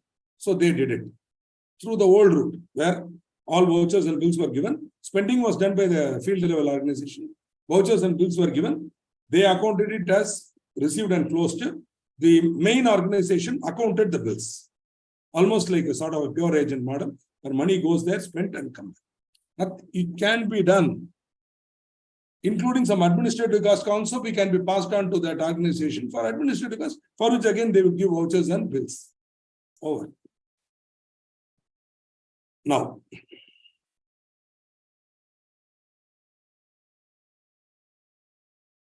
FC, foreign contribution. So this one exception, try to remember that. Be careful, okay? Which means any foreign contribution, if you want to receive it, either you should have a registration or you should have a prior approval. Without that, if you cannot receive it. Because remember, how you will receive? In cash. That is prohibited under FEMA. Here also. And if you're caught, you're gone. So, and how much cash can be given to you and how will you spend it? It has to come through bank. The bank will immediately ask you, do you have registration with FCRA? No. Do you have prior approval? No. Then the money will be kept. It's all suspense. If you don't give a proper registration or whatever reply, they will report the matter to the Ministry of Home Affairs, Ministry of Finance. Keep the money safely and you won't get the money to be spent. They won't allow you to take it. Straight away it will be locked. Many people have done this. Many people, I tell them, please don't receive any foreign exchange without knowledge. Please tell me before you receive the amount, tell me, whatever it may be. They simply say, Mr. Srikanth, I got some foreign forex for this country. Bank is not allowing me to use it. What did you get it for? No, I got it as a donation for some. Sorry, sir, are you registered under foreign contribution? No, then sorry. Now you can't do anything because you already received it. You should have registered and then only got. Okay, you have to send it back and again get it back once you're getting registered. No other code. You cannot use that. So any fund, so once you get the foreign contribution properly through the correct method, then the foreign contribution received by the registered entities shall be utilized for the purposes for which the contribution has been received. Clearly, you have to state what is the purpose. It could be in your bylaws or it could be in your charter, but whatever it is, you have to state for what are you getting. In the FCRA registration application, you will say these are our goals. Only for those goals you can utilize. Not to be utilized for speculative purposes, not to be utilized for administrative purposes beyond 20% of the foreign contribution received. This is another major amendment. Before 2020 amendment, this was 50%. Up to 50% could be used for administrative purposes. Now, they have reduced it to 20%. Beyond that, you cannot spend for administrative purposes. When you are going to exceed 20%, by chance you feel that this year you have to go up to 30%, no other go, then specifically you have to get prior approval of central government for that extra. Speculative, see, you cannot say, hey, I've got money from a foreign source, which is the Bill Gates Foundation. I don't need it till December. So till December, I will put it in the derivative market and I will commodity exchange and I will make some money, which is good now. I'm making money of that money so that also can be used for helping the poor people. Sorry, you don't have any business to speculate with such money. Okay. What is speculative? any activity or investment that has an element of risk of appreciation or depreciation of the original investment linked to market forces, including investment in mutual funds or in shares. Forget derivatives. Any product, any activity that has an element of risk of appreciation or depreciation. Friends, as a chartered accountant, you should really appreciate these words. Very powerful words. Risk, usually we think risk is a negative term. When I say risk, immediately you think it is risky, it is bad. But they are talking about risk of appreciation or depreciation. Friends, risk is only probability of volatility. That volatility, it may go up or it may go down. Both are risk. Okay, either way it's a risk. When there is a line and your line is going up and down, your line is, the beta as we call that, is higher. That means what? The market is moving up, yours will move faster. If the market is moving down, yours will move faster down. So up will also be risky, down will also be risky. Whatever it is, you cannot indulge in such activities where there is an element of risk of appreciation or depreciation. See, which is one of the reasons why most market-related investments now, you have to be very careful. Just because the market is going up, you cannot say that it is risk-free, because the very fact of the market going up means it could come down. So when in a bullish market, everybody will be intelligent.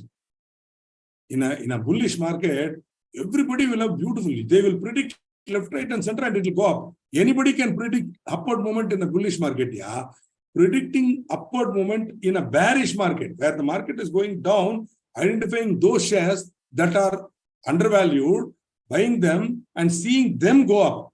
That is risk-free investment. And that result will get you more reward also, honestly. Whereas when you buy a share at the peak of the bull market, the risk is higher and the risk of loss is higher. Whereas when you buy an undervalued share in a bear market, the risk is least. The upward potential is higher. But most people, ulta, when the bullish market, they will go and splurge the money in the marketplace, buying overpriced shares, and then loss. Whereas in the bearish market, they will say, Mr. Srikanth, share market is very risky. Please do not invest like that. Sorry for this, again, divergent talk. But whenever in a bearish market, they talk about risk as if it's a negative, I'll be very surprised and laughing, because I will be madly investing in selected scripts. Okay. The idea here is not to give you advice, but to future chartered accountants, please go with the sense of common sense about the market. Don't be misled by the so-called market experts. You and I, my dear friend, are chartered accountants. We are superior to the so-called market gurus who are possibly MBAs or not even that, graduates and whatever. Okay, now these guys have no knowledge of what is risk. Whereas you and I, we can eat risk because we know the financial implications of what it is. We can calculate a risk and say this is a risk. And we can say this is an element of risk. That is the type of knowledge that you and I, the esoteric knowledge that you and I will possess. You and I possess, and you will, I'm sure, very shortly possess or learn in the next 2.5 to 3 years, you can learn. Then there is nothing called risk. All risk is measurable. Then you decide whether you want to take that risk on. Okay. Good. Participation in any scheme that promises high returns, like investment in chips or land. Sorry. So coming to the bare point, you cannot use foreign contribution for speculative activities. Straight away. An association registered under the FCRA. How to get registered, we will see in a very short while. An association registered under the FCRA received a donation from a club registered in Singapore. The association proposes to transfer 10% of the donation to Home for Aged Society, an unregistered person, and 15% to Welfare Club, a registered person. Is it allowed? Up to 10% with the prior approval of central government? Yes. Unregistered person. Registered, no limit. But both have to be careful about end use. Okay. The Singapore club is clearly a foreign source, na? One of the foreign sources, right? Remember?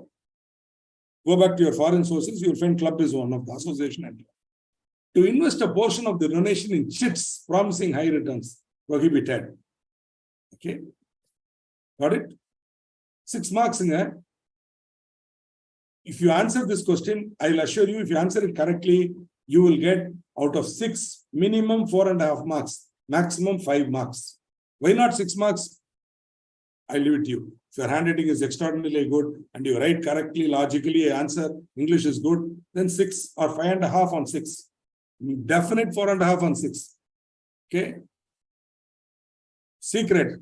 Answer questions that have parts, that are broken up into 1, 2, 3 like that. Because if 6 marks are given, now each part will have 2 marks. Now, it is easy for the examiner to give a higher proportion mark or even full mark for small questions or part questions. They are asking, can he transfer to Home Affairs Society? You are clearly saying, not possible. Okay, then because of Section 8 restriction. Straight away 2, maximum 1.5. Minimum 1.5, maximum 2. Enjoy. Welfare club, prayer club, central government. Okay. Even if he wants to control it a little, he will say, okay, I should not give a complete 6 on 6. I'll give you 5.5, take it. You keep on scoring that way, your overall marks will start going up. Proportion will start going up. Check it out. This is a secret that I am letting you in now. What is administrative expense? Anything that is not connected with the charitable work that you are doing. For example, salaries, wages, travel expenses, remuneration, etc., realized by the members, all this is administrative. All expenses towards hiring of personnel for management of the activities. Okay, they are not actually going and doing any service. They are not doctors. They are not teachers. They are administrative people who are monitoring what is that. That is administrative. All expenses relating to consumables like electricity, water, etc., to premises from where the organization is functioning. That is the controlling part, So anything not directly connected with the activity is administrative.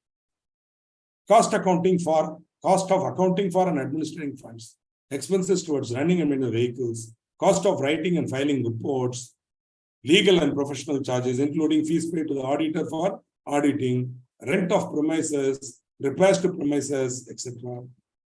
Now, these are all to be taken as administrative expenses. Now, 2 items are specifically stated as not administrative expenses.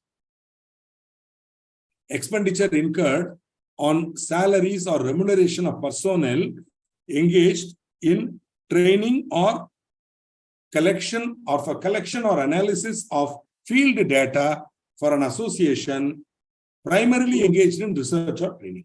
See, they are collecting data. So these are people who are going to be engaged in collection of field data. That association is engaged in research. See, they are mainly, for example, a lot of research organizations which collect data. For example, impact of climatic change in the so-called Chambal Valley. So it needs data collection. So field people have to go to village after village, valley after valley. They have to take the data collection and bring it. They need to be trained. So these salaries, though appear to be like administrative, are not administrative. Expenses incurred directly in furtherance of the stated objectives of the welfare-oriented organization, such as salaries to doctors, salaries to teachers and all exempted. Though their salaries still, since they're paid to the people who are providing the relief, they can be, that is exempted. Right? So straight away you cannot take salaries and say all salaries are administrative. No. What is it paid for? Okay. Now, my dear friends, it's a bit, shall we say, you've gone through 2 hours of solid listening, and I think it's time for a break. Let us go for a break, say about maximum 10 to 15 minutes. I'll be back with you for further discussion on FCRA. If you have any questions, let me check. If not, then I will Is proper utilization defined? Proper utilization means connected with the objects, stated objects. That's all. It doesn't have to be defined. They clearly say this now. It should be utilized only for the purpose for which it is. Proper utilization means utilized for the purposes for which the contribution has been received. That is called proper utilization. There's no need to define it. You have asked for a purpose now. Did you use for that? It is proper utilization. Otherwise, it is not proper utilization. Objectives should be same for both the organizations. Yes, because when I'm giving to somebody, they should also have the same objective. Okay. Yes. Yes. No, I do agree with you, Ms. Rashmi. I'm guilty of that. Already Boni has also told me. Problem is I'm continuously traveling for the last 1 month. My life has been hectic. I'm not complaining. Some of it was my own planning. I traveled a lot. I went to Assam, I went to Meghalaya and all. And so, which means I'm totally disoriented. Again, I'm now out of Chennai. I'm sitting in a city in Tamil Nadu called Madurai. And I'm here till Friday. So just don't have, I need to do some work on it before I can upload it. So not just getting the time for that. Okay, so kindly, because during the day, I'm continuously moving between meetings and talking to my clients and advising and consulting. So by the time I come home, I'm dark tired and I go to bed or I do some little work and then I go to bed. Just give me some human consideration. Let me go to this weekend. By weekend, by then I would have completed all this now. Okay. Including arbitration consideration. I'll put it. On Monday, put everything up. Arbitration, cancellation, everything I'll put it up. No more. Surely I'll do it. You will, after all, your exam is in May 2023 only. So nothing will happen in the next 4 days. Kindly bear with me. Okay. I do appreciate. You want to read it, you want to tell it. I'm appreciating it totally. Kindly appreciate my difficulty. Debt-based secure investment. I don't know what, unless you tell me what it is. Fixed deposit to the bank is not speculative.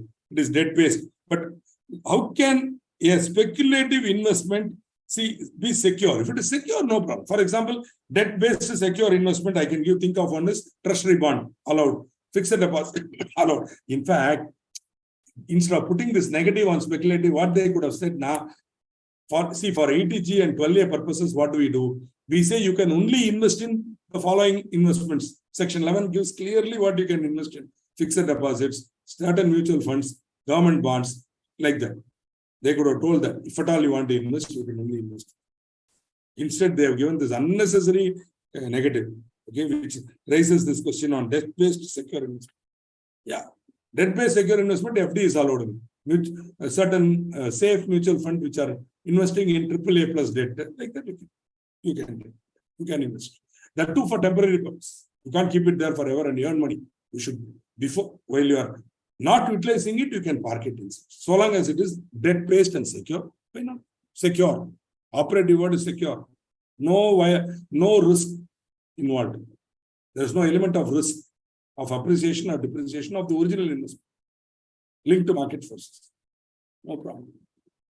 Even government G6 will come under that category. But where the treasury bonds are invested as investment and not as speculation, you can. Okay. So let's have a short break and come back. Nisargji,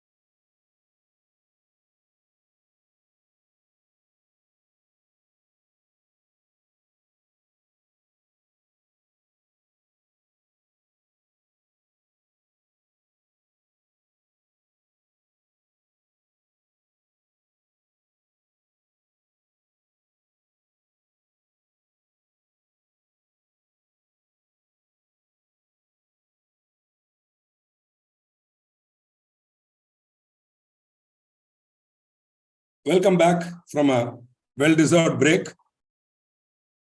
We have made good progress in understanding of Foreign Contribution Regulation Act. And your questions have also been very encouraging. I'm very happy, very focused questions. Let me see if anything else has come.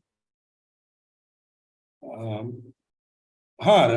issue. My mistake, Ms. Kamath. I should have uploaded it. I feel bad, but just do it. I will do it. Don't worry. It will be done. Doubt regarding director's retirement, 150 to 6. Okay, we will take it up and then we'll move on. It says 2/3 liable for retirement by rotation, and then within that 1/3. My confusion is why is not simply said 2/3 into 1/3 equal to 2. Sir, this is a question you have to ask one Mrs. Nirmala Sitharaman, because she is the Minister for Corporate Affairs. Because I can only teach you what is given in the but then be careful. It is not so simple. The words are very important. Since you asked the question, I am diverting and going there and I am answering. It is not less than 2/3 of the total strength shall be those who are liable to retire at every annual general meeting. Not less than 2/3. So even if it is, when you divide by 3, now you get 0.33 or 0.66. Either way, it should go to the higher number.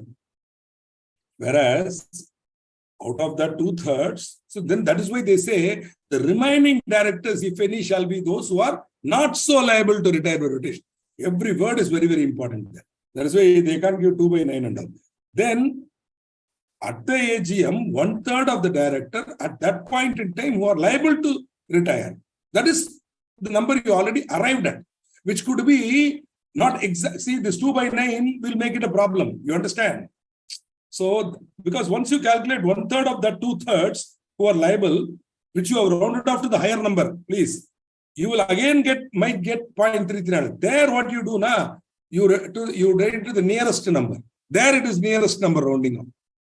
Okay, 1/3 are the nearest number. Okay, so that is why they have separated and give it. This is, in fact, even Mrs. Nirmala Sitharaman may not be able to answer that question because this provision is surviving from the British law. 1956 Act was there. Before that, it was there in the British law. So, I am not able to answer your question unless we have to go right up to Lord Macaulay and possibly ask him why you have written like this. Mr. Bore Joseph is of the view that you can simply say 2/9. So that is the best answer I can give you, Mr. Bonajos. Good question. You have been thinking about it. But please understand the section. Again, I've explained. Very important. So in the exam, when you're computing, be careful. First, you calculate 2/3 of total strength. Up a higher number. Round it out to higher number in case it is not a whole number. Then calculate 1/3 nearest number. Okay. Be careful. That is the real learning I want you to go back with after this. When it is said that act penalty of rupees 25,000 plus rupees 100 for injury, what up to rupees 1 lakh, what will be the maximum fine that may be paid? Is it 125,000? No, sir. 25,000 is a one-time penalty. 25,000 is a one-time penalty. Then you start calculating continuing offense. 100 into number of days till you reach 1 lakh. Then stop. That is, to answer your question, exclusive of 25,000. That is exclusive. 25,000 for the offense. Then 100 rupees for every day during which the offense continues after the first day or whatever. 100 into how many days? That should not be more than 1 lakh. This 25,000 alagay. Yeah. Could be. Basically, it's a matter of rounding off or whatever. Agreed. So, my best suggestion to you, Boni, in a very humorous way, my guru always used to say this to students who ask questions like this is, you should get yourself elected as a representative of the people. Become the Minister for Corporate Affairs. Make all the amendments you want. I will be the happiest man. I will teach that law after that. What do you say? This is what my guru used to say. Because I am a teacher of law. I didn't write the law. I'm only teaching the law with the limited knowledge that I have. So, this is the best I can do. Okay? Don't take me otherwise. Just joking. You amend the law for me, I will teach 2/9 and go. What is there for me? See, after all, the Ministry of Corporate Affairs has made enough mess with the law. That messed up law only I'm teaching now. This section is one of the purer sections. which is surviving from British period, which I enjoy teaching. You want to do that also oversimplification? Please enjoy.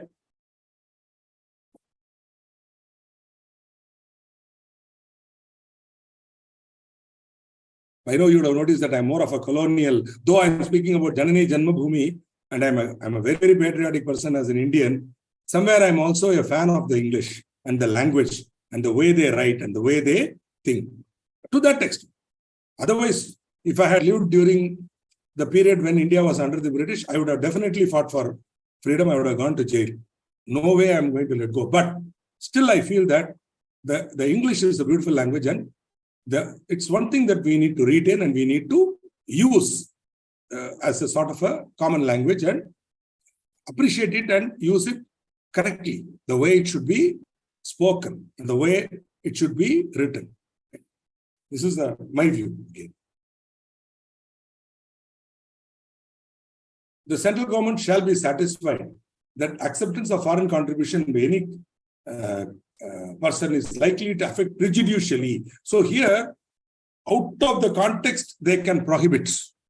They can say, if this person is accepting foreign contribution, it will affect prejudicially the sovereignty and integrity of India, or public interest, or freedom or fairness of election to any legislature, or friendly relations with any foreign state, or harmony between religious, racial, social, linguistic, or regional groups, castes, or communities.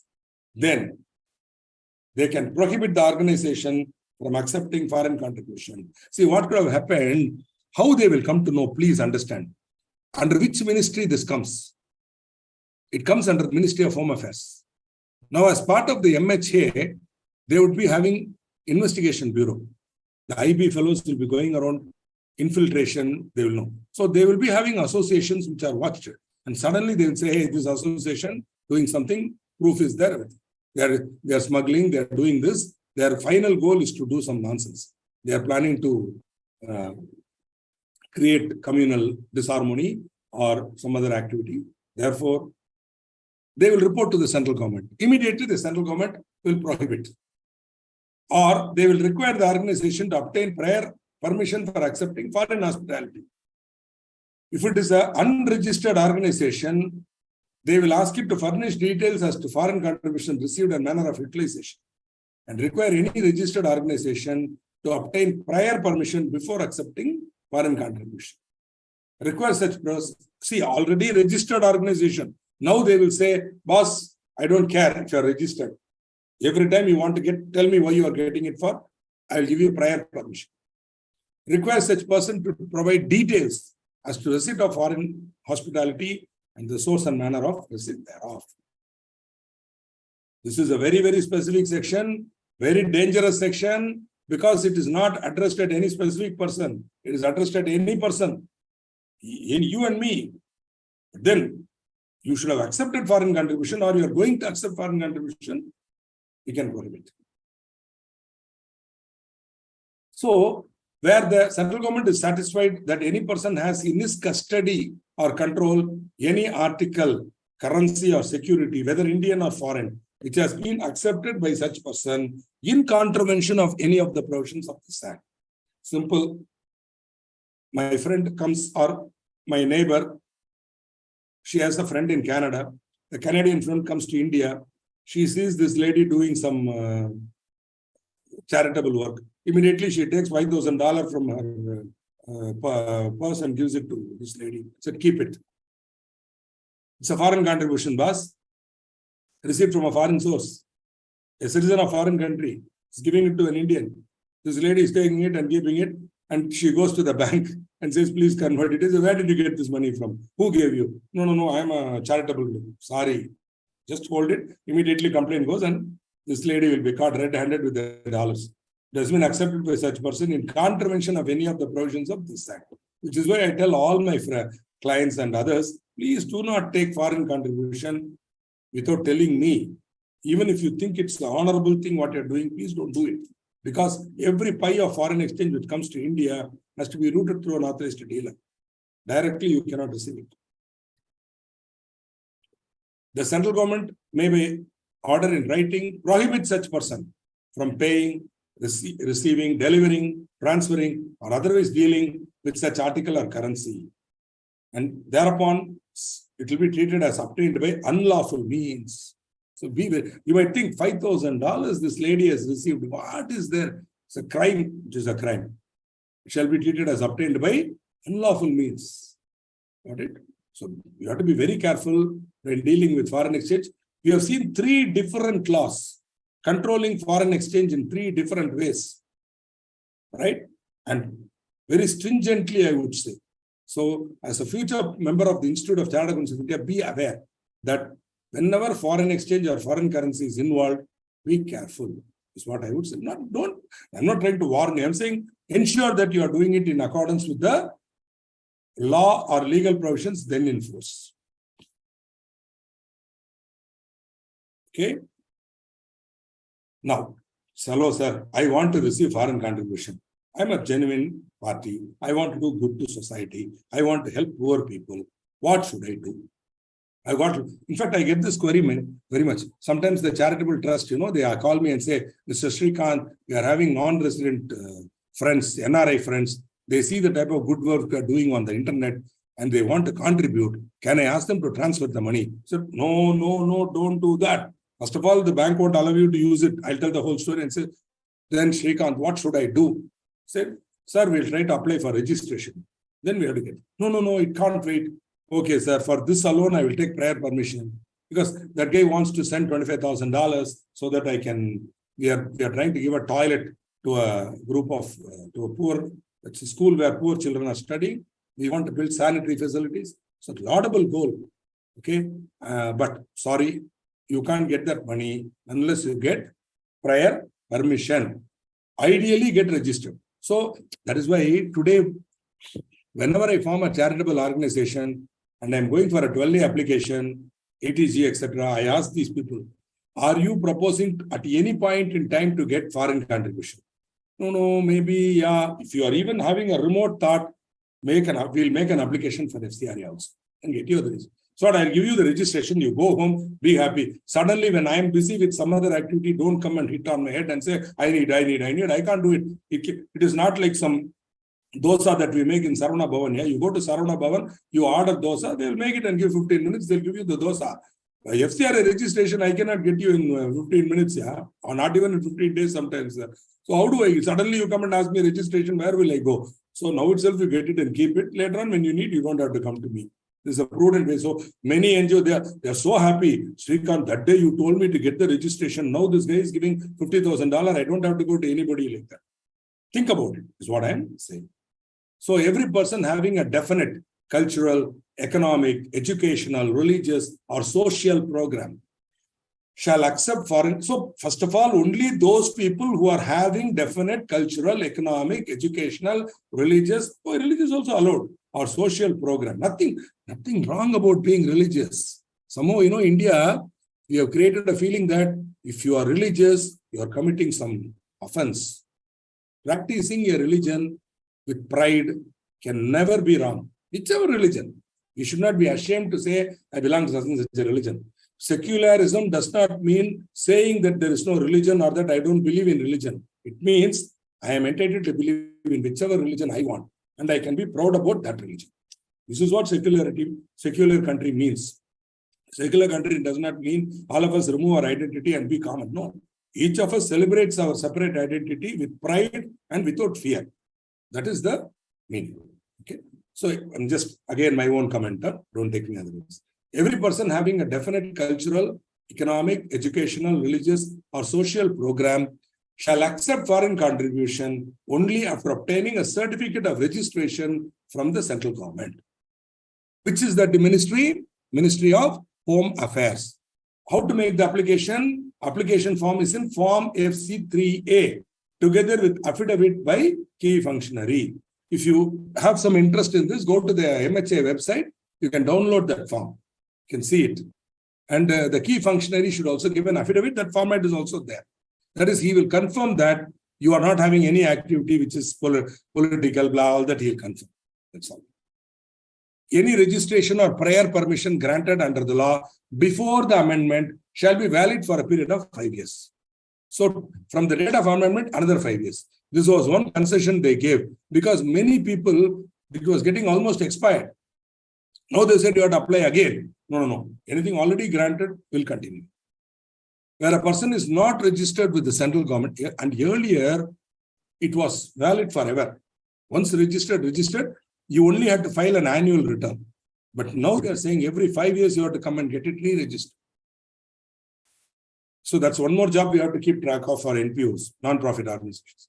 Sorry, your FCRA is getting expired. Please renew it. We'll inform them 6 months ahead. Then again make the application. All that is part of our job as a practicing chartered accountant. That is my job. Where if they have their own executive who does it, good. But if that is not there and they are depending on me, I have to do it. Where a person is not registered with the central government, it may accept FC only after obtaining prior permission of the central government. Application form is form FC3B together with FC. It's almost similar, except that this is for a specific purpose, while that is for a broadly stated general purpose. They'll give you permission generally, whereas here specific.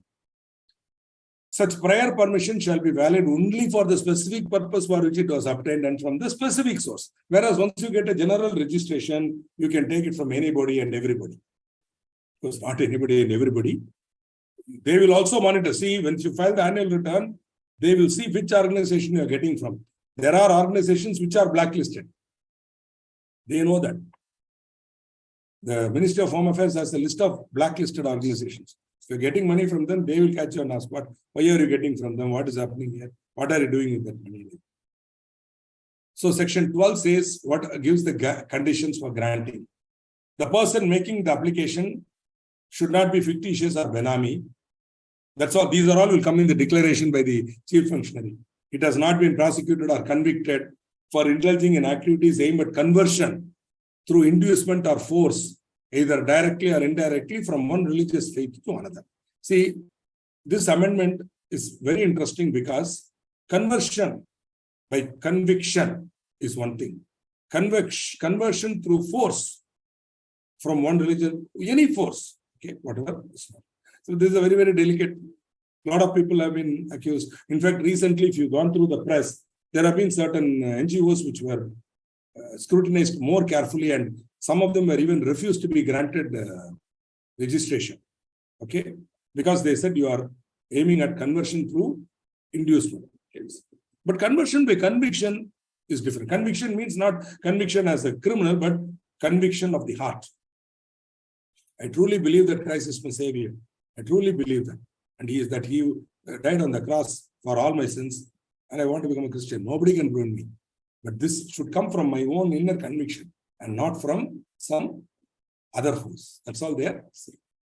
So this organization should not have been prosecuted or convicted for and the offense.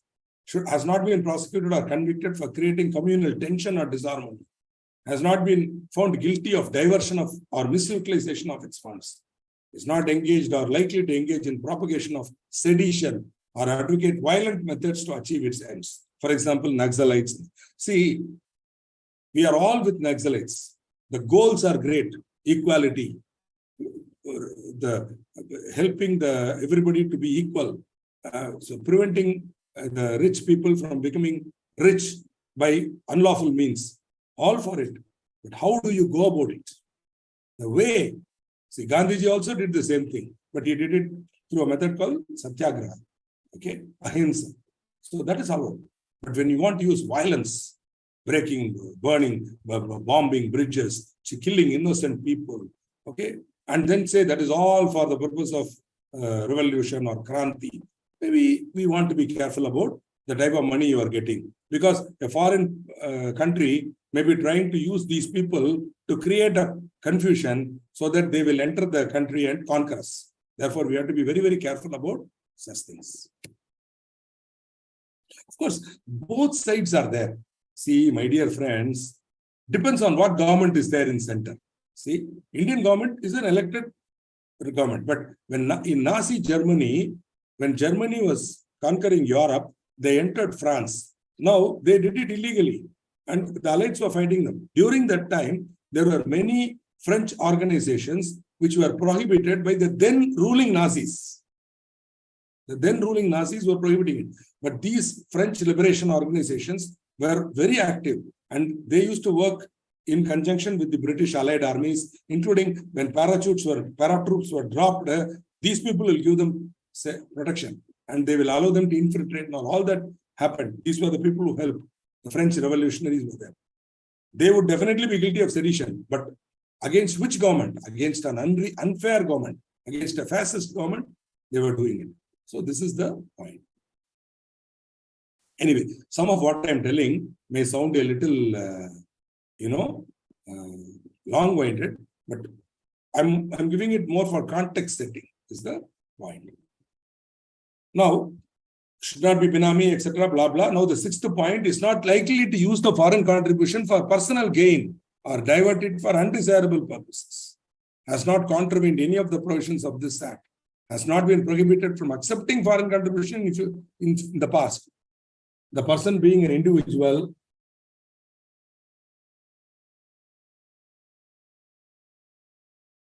is not likely to use the foreign contribution. It has not been prohibited from accepting foreign contribution. The person being an individual, such individual has neither been convicted under any law for the time being in force, nor any prosecution for any offenses pending against. Should be above reproach.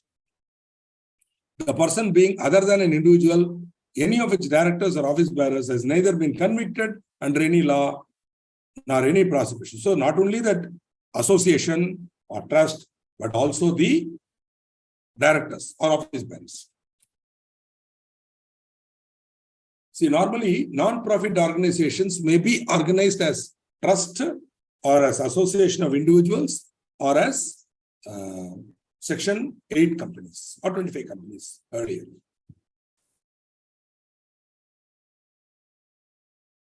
Right? Section 12 lays down the conditions. So you might ask now, what is the affidavit that has to be given by the chief functionary? That affidavit will contain statements that the association is not fictitious or benami, blah, blah, blah. Everything will be stated and signed. I hereby confirm that the above statements made are true to my knowledge and belief. Sign. Once if that affidavit is signed and later on it is found that they have actually not complied, then the chief functionary will be punished. The acceptance of foreign contribution should not, we already saw that. These general conditions have to be satisfied. Right? We already saw that. Okay.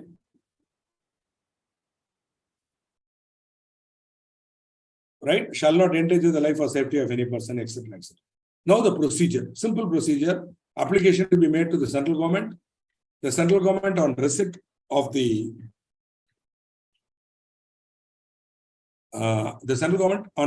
duly filled application may register such person within 90 days. Usually, if everything is clear and done, we find within say 30 days they do it. They don't delay. Everything is pakka. Otherwise, you are gone. In case of refusal, CG shall record reasons and furnish the copy. Once a certificate is granted, it will be valid for 5 years. Okay? And prior permission is valid for specific purpose or specific amount. A person is already certified, registered. Now, can that be cancelled? Yes. Where that person has made an incorrect or false statement. See, at the time of affidavit, they gave something which is incorrect or false. Certificate will be cancelled. Violated any of the terms and conditions. After getting the certificate, they have violated. Or violated any of the provisions of this act or rules made there. For example, not utilizing the funds or giving the funds to a person not having registration beyond 10%, all that, without prior permission, etc., etc. Up to 10% also you need prior permission. Above 10 you cannot give.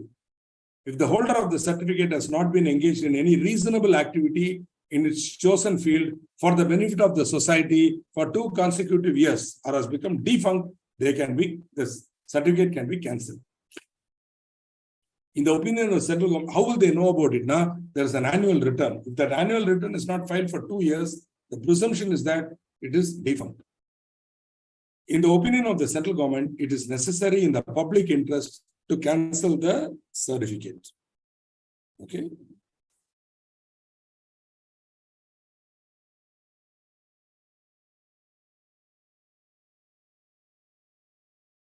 So the central government may by an order cancel the certificate. No order shall be made unless the person has been given a reasonable opportunity of being heard. Any person whose certificate has been cancelled shall not be eligible for registration or grant for a period of 3 years. So for 3 years, you not only, it's a cooling period, you cool your heels, don't come again for approval. 3 years later only, your application will be taken up. Okay. Good. So Aniket Jain is giving some information about Rajiv Gandhi. I don't know. See, I am not here to mention any organization. Generally, it can happen. Okay. Again, there is a legal process. Go through that. As I told you, the organization also has judicial remedy. They can go to the Supreme Court or High Court and ask for justice. No problem. Judicial review is always possible. That is the beauty of a democratic country. All of us have the right of judicial review. The executive is given power, but it is circumscribed by the judicial control. Yeah, Boni, I was just joking. Okay. FC received from a non-resident individual transferred to a registered trust. That FC received admissible will be utilized for administrative. Sir, I'm not able to understand your question. If you can be clearer, I'll be happy. Who is receiving the foreign contribution? That is important. Because is that a registered person at all? Because if he is not registered, he cannot receive it. So give me some clarity on your question. You reword it. Foreign contribution received by a registered individual from a non-resident. That's okay. Non-resident, it's a foreign contribution. Obviously. Transferred to a registered trust. Means under what? Registered under FCRA or under the Income Tax Act? Seriously not able to understand what you are telling. FC received admissible will be utilized for administrative expenses. I don't know. I'm not able to understand your question. Therefore, I'm unable to answer it. Madam, again, Aniket Jain is writing PFI ban. I don't know what PFI is. But if you have a Ramcharan Ji, kindly reword your question and ask, I will give my answer. Definitely. So here we talk about cancellation of certificate. Now, suspension of certificate. When certificate may be suspended, the central government, while considering the cancellation of a certificate, shall be satisfied that it is necessary to suspend. Suspension means keeping it in abeyance. That is, during the suspension period, the person cannot receive any foreign contribution. They will suspend it for a period not exceeding 180 days. Any person who has certificate has been cancelled shall not be eligible for, not cancelled, suspended for a period of 3 years from the date of cancellation of the certificate. Every person whose certificate has been suspended shall not receive any foreign contribution during the period of suspension of certificate except with the permission of CG. Not utilize in the prescribed manner the foreign contribution without the prior approval of the CG. So everything will go monitored, is the point. 25% of the amount may be spent with prior approval of CG for the declared aims and objectives for which the contribution. The remaining 75% of the amount, for the suspended time shall be utilized only after revocation of the suspension. So during the suspended period, you are getting any money, you have to get approval of CG. You can only use 25% during the suspension period. 75% can be utilized only after revocation of suspension. Okay. Finally, an organization which has been granted a certificate under FCRA may surrender it. For example, the trust may say, we are closing our operation. Then it can surrender. Then CG will ensure that it has not contravened any of the provisions. Quietly, you cannot contravene, quietly surrender and run away. At the time of surrender, they will scrutinize. And everything is clean. Then they will see if any balance contribution is there. And if so, that will have to be vested in the authority. You cannot take that, whatever has been created of foreign contribution cannot be taken. It should be vested in the authority which has been provided for. Thereafter, they will allow you to surrender. Renewal, as I already told you, it is valid only for 5 years. So you will have to apply for renewal within 6 months. That's why I said 6 months before we will start crying. please go. We will have to apply. Better to do it 6 months before so that they get it before the expiry. The application for renewal shall be made in FC3. Affidavit is there, 1,500 rupees fee. Central government may, before renewing the certificate, make inquiry as it deems fit and then renew it. Okay? For a further period of. However, in the case the central government does not renew the certificate within the period of 90 days, it shall communicate the reasons to the applicant. Central government may refuse to renew in case where a person has violated any of the provisions of this act. The central government shall renew the certificate ordinarily within 90 days. Okay? Certificate subject to such terms, it may deem fit and grant a certificate of renewal for a period of 5 years, unless they have stated any reasons within 90 days. Okay? In case no application for renewal of registration is received or such application is not accompanied with requisite fees, the validity of the certificate of such person shall be deemed to have ceased. Okay? It has ceased in accordance with the provisions of Rule 12. A fresh request may be made. And if you give sufficient reason, even though it has ceased, they might give you fresh registration. But this fresh application can not be done after the expiry of 1 year of the original certificate of registration. So within 1 year, you have to apply and get it. Otherwise, gone. You have to apply for a fresh registration. Okay. Which is why we keep crying to the clients and please come and get it registered. See, this is one draconian provision that they have bought. Earlier, all you needed to do was open a foreign contribution regulation account, FCRA account, with any scheduled bank, anywhere, and keep track. But now they are saying foreign contribution should be received by a registered organization only in one branch of the State Bank of India at New Delhi, Parliament Street branch. That is the designated branch. Parliament Street branch, you have to get it. You have to open an account. Now SBI has allowed you to open it online. So whichever place you are, you can open. Most of initially it seemed draconian, but now it is not. You open the account online, you give the KYC online, they open the account, everything is through. Once you get, they also permit you to open utilization accounts in your local bank. The person can also open other accounts for utilizing the FC. At the time when it came, it sounded very draconian. That is why I put that emoji there. But now, with my experience, I can tell you, it is not very difficult. Initially, it was a pain because all our clients, we had to inform them. They got angry. They started doing this emoji. Why? Then finally, we helped them to open the account. Then the money started coming in through that. Then from that account, we opened local utilization accounts. We transferred. Now, the alleged purpose of this somewhat cumbersome procedure is to ensure tighter monitoring at source as well as disperse. So now we are not unhappy so long as they are happy. Okay, they means they, whichever MHA, those people who are sitting there governing our fates. No funds other than foreign contribution shall be received or deposited in any such. The idea is one shot, we collect everything in one place. Imagine the type of CASA that bank will have. Huh? CASA means current account, savings account, balances, huge balance they have. The Parliament State. SBI will be sitting on funds. Now, every person who has been granted a certificate, etc., electronically should file the online form FC4 with copies of income and expenditure statement, receipts and payment, etc., and balance sheet for every financial year. For articles and foreign securities from FC1 shall be used. Every report shall be duly certified by a chartered accountant. Okay. When it should be done? Within 9 months of the closure of the financial year, everybody who has got a certificate or given prior approval shall file FC4 within 9 months. It's a very important annual compliance for those people who have got FCRA registration.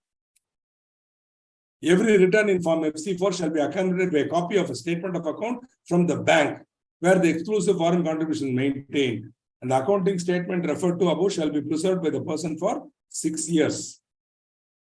The nil report shall be furnished even if no foreign contributions during the financial year. Very important. You might ask me, sir, I have not received any foreign contribution. Should I still file FC4? Yes, nil. But where you have not received any foreign contribution, or at least you will not be required to enclose certificate from chartered accountant or income and expenditure. Just you file form FC4 showing nil. Okay. Only FC4 needs to be filed. So this is the provisions relating to Foreign Contribution Regulation Act. So have you got any questions related to that? Yeah.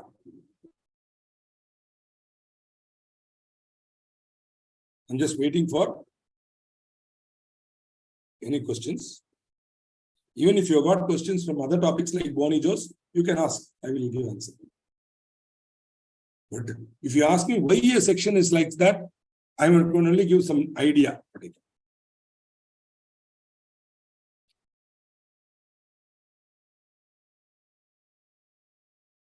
Now Ramcharan comes out with a better question.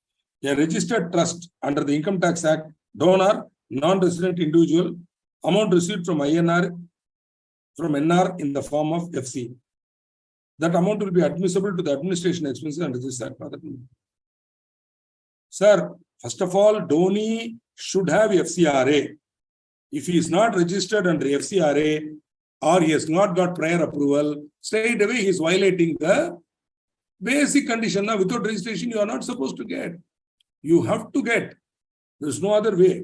So my humble view is that thereafter he cannot use it for administrative. He has to utilize it only for the purposes for which he has got. Only 20% can be used for administrative.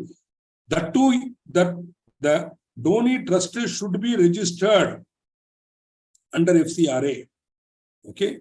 So if it may be registered in the Income Tax Act, but it should be registered under the FCRA. If it is not registered, then they are violating, okay, FCRA. Got it? So this is the answer I can give you. Thereafter, corpus fund. See, corpus fund, if you want to put something that should be specifically mentioned, again, this is across, whether it's foreign contribution or local contribution, corpus fund should be clearly designated as corpus fund by the donor. The donee does not decide corpus fund. Donor has to tell this should go to the corpus fund. Unless the donor gives the instruction, you cannot take it to the corpus fund.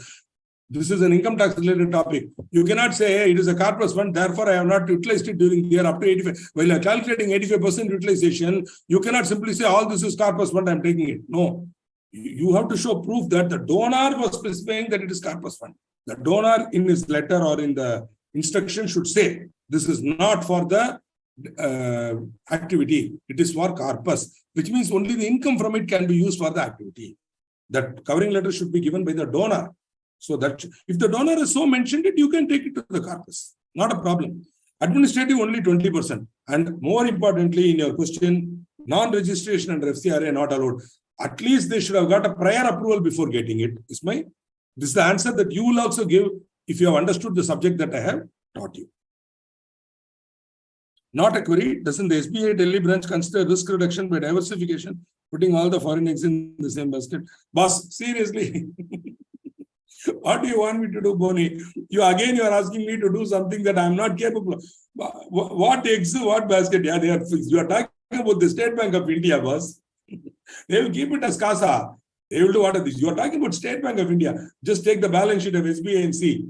The balance held in Parliament Street branch and see it as a percentage of the total deposits held by SBA, total amount of loans given and all, you'll be very surprised. Not a big risk. Nothing. Not much. It will be huge. It will be a nice amount for them, but nothing great. This is the bank. When Harshad Mehta scam broke, they calculated the amount of loss they have made during that scam and said, we are investigating the matter and we have written off the amount without a dent in the profit. The scam amount, they wrote it off as a loss without any dent in the profit. That is the type of monolithic giant you are talking about. Okay. No, it's a comment. So I will pass on your comment to the current chairman of the State Bank of India. Okay, good show. Nice. I mean, this is more of a humorous vein only. So don't get original thinking by potential members of our institute is welcome. And I was very happy to interact with all of you. Thank you for your wonderful support and being here. Looking forward. Okay, I hereby promise that I will upload all the notes on or before Monday. Okay, promise. Thank you. Bye.